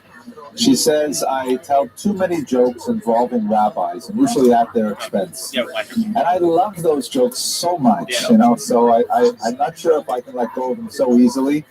But I will try at least for the opening joke. It goes like this. I apologize to those of you who heard this joke several times. As you know, I only know about a dozen or so, and I just recycle them. But a joke goes like this. A man goes to his favorite diner, and he's sitting there, and he's ordered his meal and so on, and the waiter delivers his soup, and then the waiter looks up and he sees the man gesturing to him. So the waiter comes over to him and says, is there something wrong, Mr. Goldstein? He says, I want you should taste the soup. And he says, is there something wrong with the soup? We've had this soup many times and whatever. And he says, I want you should taste it. I'll bring you another bowl right away, no question. I want you should taste the soup. He says, is there something wrong? And we serve the same soup every day. He says, I want you should taste the soup. So he says, okay, I'll taste the soup. Where's the spoon? No rabbis in that joke, okay? All right, the rabbi jokes are definitely funny. Anyways, tonight's topic is one that's very close to my heart. I hope you will find it as fascinating as I do. I'm wondering if perhaps part of the reason for my fascination is because I share a professional interest with the subject tonight, because we're going to look at Heinrich Gretz, the first encyclopedic Jewish historian of all time. Many of you probably have, at one point in your lives, owned at least 6 copies of Heinrich Gretz's multiple volume History of the Jews. For about probably close to a century, it was the number 2 bar mitzvah gift of all time, right after a fountain pen. There was that, and there was Heinrich Gretz. Now you get it on an ebook, give him an iPod or an iPhone, and it gets the Gretz on it. But we're going to talk about his life and his work and his impact on the Jewish psyche, which was really quite significant, both in its positive aspects and also, unfortunately, as we shall see, in its negative aspects. Because a lot of the internet audience has been asking for kind of a statement of, why are we doing this? I mean, there are like 200 of these lectures up on the web now with all these people. Why are we doing it? And I'm not exactly sure. So I spent some time and I put together this short trailer where I'd like to play for you. It's 1 minute, 25 seconds, but I think it encapsulates my philosophy of Jewish history and the point of this entire exercise, which flows very well into our topic of Heinrich Gretz. So here's a 1.25 minute. Oops, I got to turn that ad off. Let's see if I can make it louder. Identity is really important to me. I grew up in this small little town in North Ontario, Canada, where I was the only Jewish child. I grew up as an outsider. You got to put the camera on the screen. Spiritual, scholarly energy trying to figure out and I found that the search for meaning and identity is one of great value. We believe that the study of Jewish history adds meaning and value to human existence in the world for both Jews and non-Jews. We believe that academic Jewish history lectures need not sacrifice content to be entertaining. We believe that access to high-quality information on Jewish history should be free. We believe that shared True curiosity about Jewish history is a great way to build communities. And we believe that Jewish history is one of many paths to the study of Torah, and that Torah study is enhanced by a fuller understanding of Jewish history. And that's it. Okay, so basically what that means, just to go over our manifesto very quickly, we believe in the intrinsic value of the study of Jewish history for Jews and for non-Jews. It's just says something about the human condition and the trials and tribulations of life on this planet that I think has value for everyone. We believe that academic Jewish history should be fun. Like, we should enjoy ourselves, that this should not be a tircha, should not be a difficult thing for us to do. We believe very strongly that this should be free. I mean, we're very grateful for the sponsors that we have. This lecture, by the way, was sponsored anonymously this week. Thank you very much. And the idea, and it's wonderful that Young Israel allows us a space to do this in and provides for the students that do the videography and things. But the point is, we have all these people out there in America and beyond who wouldn't have access to it unless we made it free. So we have that as a very strong value. And we believe that the study of Jewish history is one way that people can get to the study of Torah, and that people who study Torah can have their learning enriched by what we do in Jewish history. So that's basically it. That's the manifesto. It's all about identity. It's all trying to build Jewish identity in particular, but identity of the human condition in general. Okay, we better go. So we're going to talk tonight about Heinrich Gretz. Here's a great photo of him. His years are 1817 to 1891. And as I mentioned earlier, Gretz was the first encyclopedic Jewish historian. What do I mean by encyclopedic? We live in an era where Gretz has fundamentally transformed our sense. Hundreds of Jewish history, graphs and larger topics and so on, and it's nothing rare, but he was the first one to actually try and in a modern European language that was accessible to everyone, a complete history of the Jews from the beginning until the, which at that point would have been, the late 19th century Germany.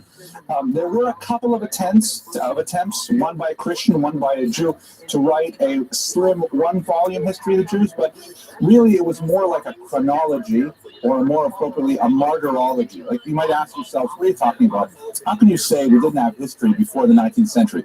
Well, we really didn't. What we tended to have, for example, was Ibn Daud's work, which is kind of like, this was the person who ruled Israel at this time, and this is the person who ruled after. There's long lists of things, a couple of little bits of, and then there was a war, and these people won, and so on, but no real analytical, thematic development of why things changed, why things developed, why things diverged, and why things came together. That's really what modern history is all about, and nobody had done that before Gretz. So he undertook, with very little resources and with prodigious effort, working in multiple languages without archival sources, he was able to essentially create a coherent narrative of Jewish history, meaning a storyline that made sense throughout the ages, that inspired Jews like no other literary work since the Bible or the Talmud ever had. It's a very, very impressive achievement, and that's why it was the bar mitzvah gift of choice for about a century. So his life, however, was not without significant controversy, not without significant personal defeat and embarrassment. So we're going to look at some of those aspects of his life as well and try to understand, what is the meaning of his contribution and what were the challenges that he faced in so creating it. Okay, so his youth, he came from an important and divisive area of Europe, the Poznan region of northern Germany and Poland. This is a region which, when he was alive, was part of Germany. It was Prussian Germany. You can see it's up here in what would be today northern Poland. The population was kind of mixed. It was culturally dominated by Germany, politically dominated by Germany. The cities tended to be German-speaking, and the Jews, who were Yiddish-speaking, tended to be Germanotropic, meaning that they were drawn towards the titular nationality, the Germans. The population as a whole, however, was Polish. and they were highly distinct from the Germans. They're Catholics, they are Slavs, they speak a different language, and so on. And there was a significant amount of tension that went back and forth over the 19th century and well into the 20th and even the 21st century to a certain degree. The region, of course, was ceded to Poland after World War I. It became an independent country, and it was one of the regions that Nazi Germany especially coveted during the 1930s, and eventually they took it over and annexed it to Germany proper. Well, there's a lot to say about that, but basically this is the region where Gretz grew up. He was born in a fairly small town, and he had a traditional yeshiva education until the age of 19. That yeshiva education, even in Germany at the beginning of the 19th century, meant that there was no formal study of sciences, certainly not of literature, only the very basic mathematics that would be necessary for elements discussed in the Talmud, like the sometimes complex astronomical calculations, things like that. But basically, he had no access to modern European university studies whatsoever, and he was an autodidact as a result. He taught himself. Like many Jews from this part of the world in this era, he essentially read whatever he could in whatever language he could. So by the age of 19, he encountered a figure who would be an incredible influence on him, the incomparable Samson Raphael Hirsch. When I put this on the internet, I'll give you a little link. We spoke about him a couple of years ago. He's an extremely influential thinker who continues to have an impact on the choices that Jews make today. Rabbi very active in central Germany during most of the 19th century, and he's usually associated with the modern Orthodox movement. I'll take a moment in a few slides to explain what exactly that means in the 19th century. At any rate, Rabbi Hirsch, who's shown here as a young man, wrote a very powerful book, which in German, he was quite unique in that he chose not to compose most of his works in the literary rabbinic language of Hebrew. He chose to speak in the vernacular, to speak specifically to people like this young student Gretz, who was so brilliant and so talented in so many languages and so on, but had no outlet for his yearning. And Hirsch wrote this book called The 19 Letters, which is still very fresh and readable even today. It's basically a series of letters between an older man and a younger man, with the younger man questioning his Jewish identity, wondering, is it worth it? I mean, the outside world has so much to offer. There's so much culture and so vibrant. And, why am I focusing all of my personal intellectual energies in this very narrow scope of human civilization when I could be involved in the whole world? And so this series of fictional letters go back and forth, in which Hirsch takes on the role of the older, I think it's an uncle, who writes to his nephew, if I remember correctly, I think his name was Benjamin, and explains to him, exactly why being Jewish study is of great value. And of course, the storyline eventually moves the son towards greater and greater involvement, to the younger man's involvement. So Gretz read this book and he said, oh my gosh, it is talking directly to me. These are my questions. These are my issues, and I need to find out these answers. So he wrote to Rabbi Hirsch and he said, I have to learn more from you. And so Hirsch invited him to his home. I think he was in Frankfurt at the time.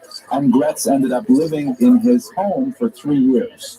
He was a guest in his home, studying directly from his master for 3 years, and had a huge impact on him. They would later have a painful break in which the teacher would repudiate the young Gretz, but that's getting ahead of the story a little bit. I want to show you something that's kind of like a visual joke. This is kind of funny. You saw this picture here. This is a famous, iconic picture of Hirsch when he was a young man. So I saw a version of this that was kind of in one of a little bit more right-wing publications, and they did this to it. Here he is. I think they felt that his beard was just a little bit too thin, so they gave him kind of like a little bit heavier beard with a mustache, and so just drew it in. I think I'd like to go to them for it. I could use a touch-up myself, I think, maybe on the forehead or something. But I just found that kind of amusing. Okay, anyways, that's where he received most of his education. Okay, questions to this point? Arguments, discussions? Yes. It was translated from German to English. The original was written in German. Yes, Ms. Abramson.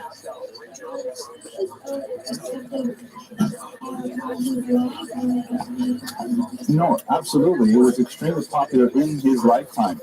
It was one of the books that really cemented. The question was, how was Hirsch's book received? And was it posthumously famous, or while it was time? It definitely was like an immediate classic. Because again, it's hard for us to understand this kind of situation because we live, Art Scroll started in the late 80s, right? And now it's, 40 years later? Oh my gosh, it's close to 40 years later. So we're so used to having tremendous amounts of Jewish literature available in fairly readable English. There it is. You want the Zohar, you want whatever, go pick it up. There's none so the Art Scroll, you'll find it. But back then, in the beginning of the 19th century, in Germany, we should not overestimate the level of cultural illiteracy among Jews in Germany. That they were, as Isaiah says, mitzvahs ish milumada. A lot of them were just following the traditions because their parents did. They did not have deep textual information. They were not inspired by their faith. They just went along with emotions because that's what people did. And, you can only put up with that for a certain amount of time. And then you say, what is this all for? So when people like Hirsch would write in the vernacular and people would pick it up and say, wait a minute, I had no idea how profound Judaism was, it was incredibly popular. Even more popular was his greatest work, which is translated into such a dense, difficult English. You really need the German to figure out some of the translation. But his great work, Horeb, which was named after Mount Sinai. Horeb is one of the names of Mount Sinai. And he essentially undertook a task that had not been done in 700 years of Jewish literature. Not since the Sefer HaChinuch was written in Barcelona by Rabbi Aaron anonymously. Hirsch went and wrote a philosophy of the mitzvot. Why do we do all these mitzvot, all these commandments? Very, very powerful and influential book, and continues to have an impact today. Okay, so that hopefully answers your question. Does it? I hope so. Yeah, what's your question? I just took a long time to answer it. Okay, anyways, all right. Okay, so anyways, now Hirsch was embroiled at the time in an incredible... Can you see me?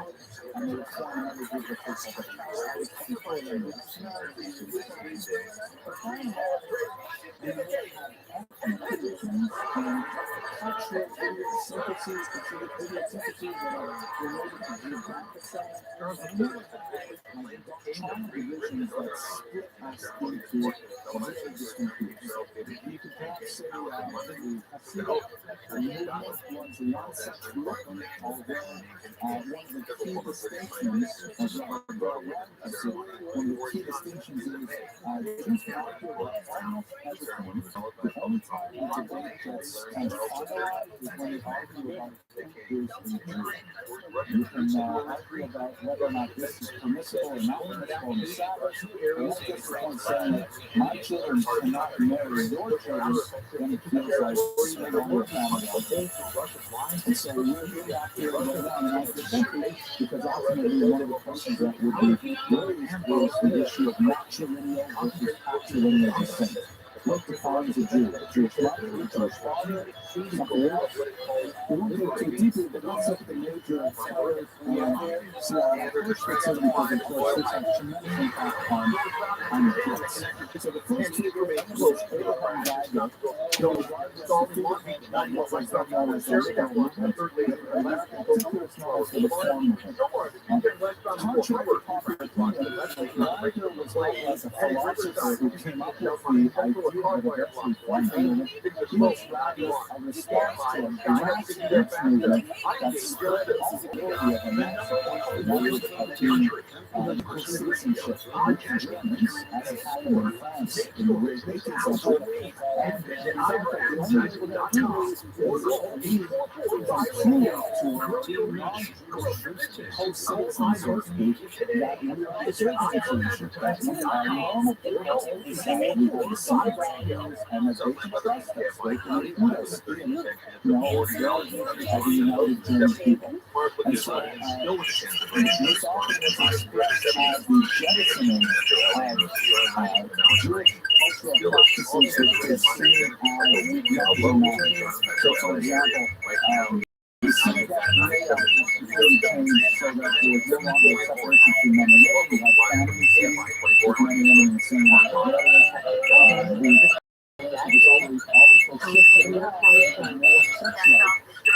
Instead of having the shofar in the center and the prayer leader having the back to lead the rest of the congregation, the prayer leader would stand at the front of the priest and face the congregation from the front. That changed the attraction to see if a German Gentile walked into the Reform synagogue, he would sort of can you hear me? Which would prove to be very secular, including a split, but I'll get to that in a second. Well, around already in the second decade of the 19th century, you have this vision that the Jews were simply ignoring the reform, the jurisdiction, the interest of a new Judaism that would be more appealing to Jews around them, and actually opposed to them. You're looking at the Don Smith, to look at it in a positive way. But that millions or hundreds of thousands of Jews who were simply not inspired by the tradition that Orthodox Judaism, the term of course had not been coined at that time, but Orthodox Judaism had failed to inspire the youth. And so this was one response that proved to be the most popular at the time. This was the case until the 18th. The convention of Reformed rabbis, again, the term liberals use that. Are you there, Tim? This is absolutely words and you have no idea what they mean. It's translation, it's just a grammar. So therefore, there is a movement to remove people. And Zachariah Frankel showed me that he removed himself. He said that this is too radical a change. We do not remove such a dramatic split from the Jewish religion. And so he split from the Reform and created what was Exodus and made America conservative movement. So it's like a breakout from the original Reform. At the same time, just to make it more complicated, Moses Sofer, known as the Satan Sofer in Eastern Europe, the other two figures are primarily Moses Sofer is in Hungary, and he looked at these things with a traditionalist viewpoint and said, this is completely inappropriate. The audience decided that there's potentially making it available to Jews all of the university education, national culture, music, and so on. It has to be completely lost from our society, and then America said, we will not do whatsoever. And so this was an ancient which was kind of to shut them down and to try not to engage in the bandit. So we have three, if you take that on the first, four distinct approaches to the branding, and let's look at how in the first 6 numbers, again, I'm going to be a very precise here. If you take that spectrum and you put it on one side, openness to outside culture, you want to know the ideologies in terms of how do they, what do they believe in the outside world? Is it fundamentally beneficial for Jews to be involved in cultural countries that are not necessarily Jewish in origin? And we go to the other side and say, no, Jews have to go away. Anything that's non-Jewish. Of course, you have a branding one somewhere. Jewish sources only. So this is your spectrum from left to right. On the left side, you get Reform, Abraham Bible, in terms of the open outside sources. Right? Reform within, this would be the most liberal of those. So in other words, the most studying things like that, you'll find this on this side of the spectrum. On the other side, we say the tremblers, the ones who tremble, and it's often translated into ultra-orthodox. What that means also is there are two major forms, the so-called Yeshivas, which is it's not being spoken about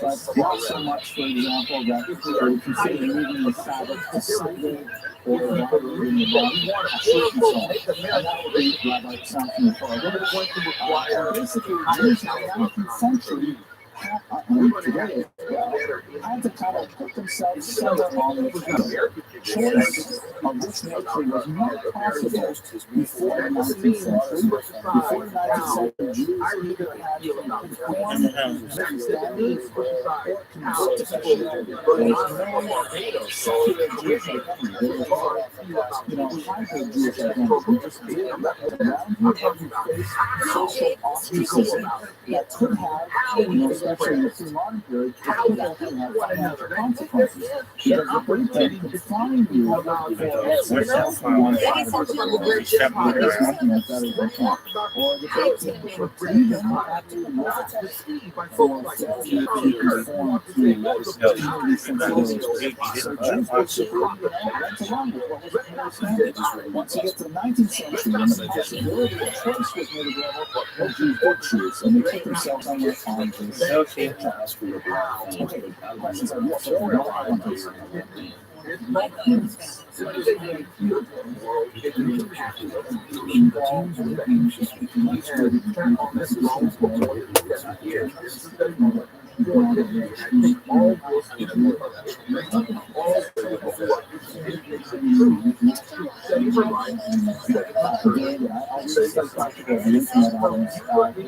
The observation was related to the way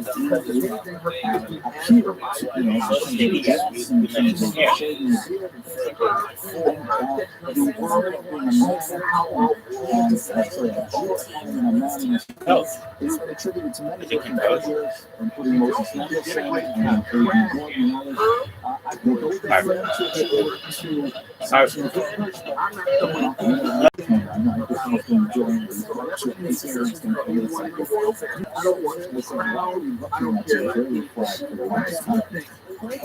so I lost my train of thought.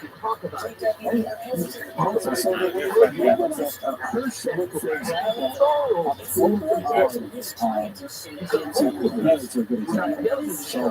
It's about the Torah to take a straight edge razor to shave your beard.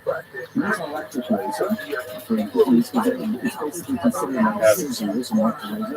But to use a straight edge razor is thinking that we're talking.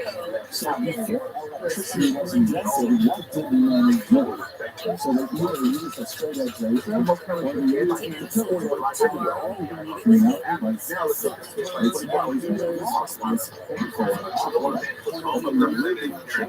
now those are the only two choices. So either subject yourself to the smelly, painful debate or you go to Torah and you use those two razors. So most of the Jews but the ultra-Orthodox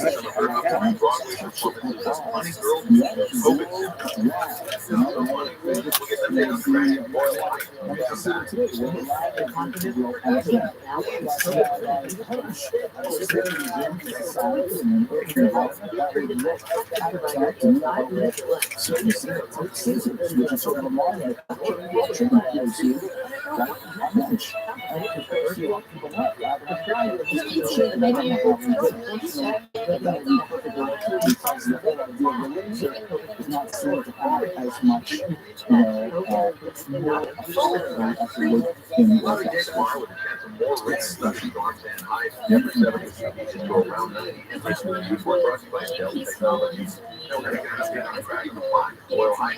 that is a very profound question.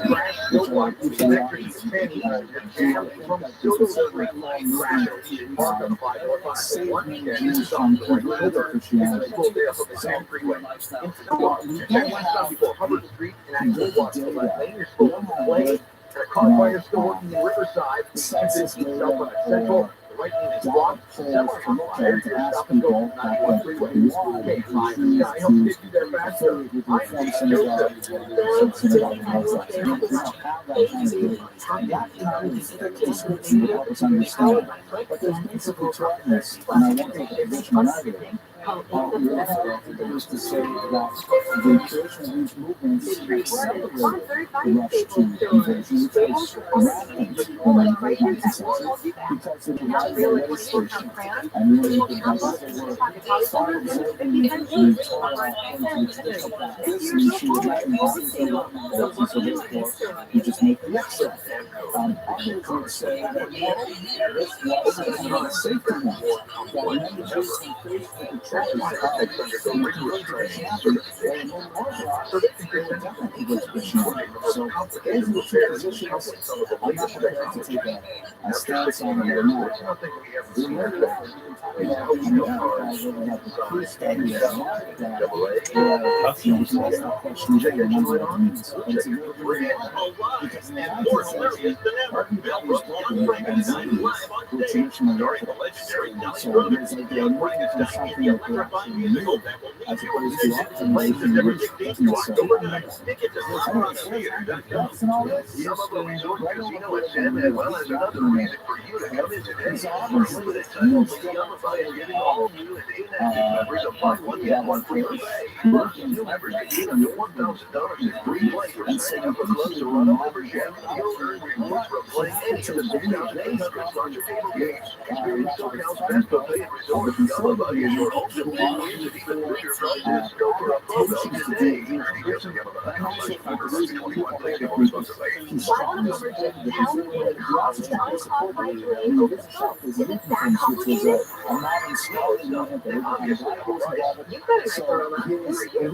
easily positions on intellectual level from his former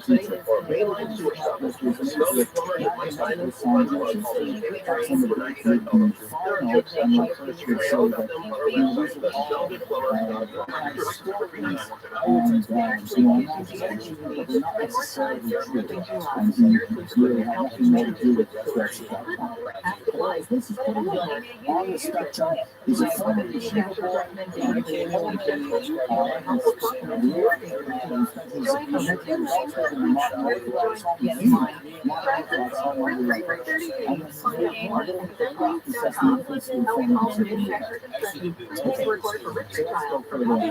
This is his greatest book, without question. The history of the Jews. This was a book that demonstrates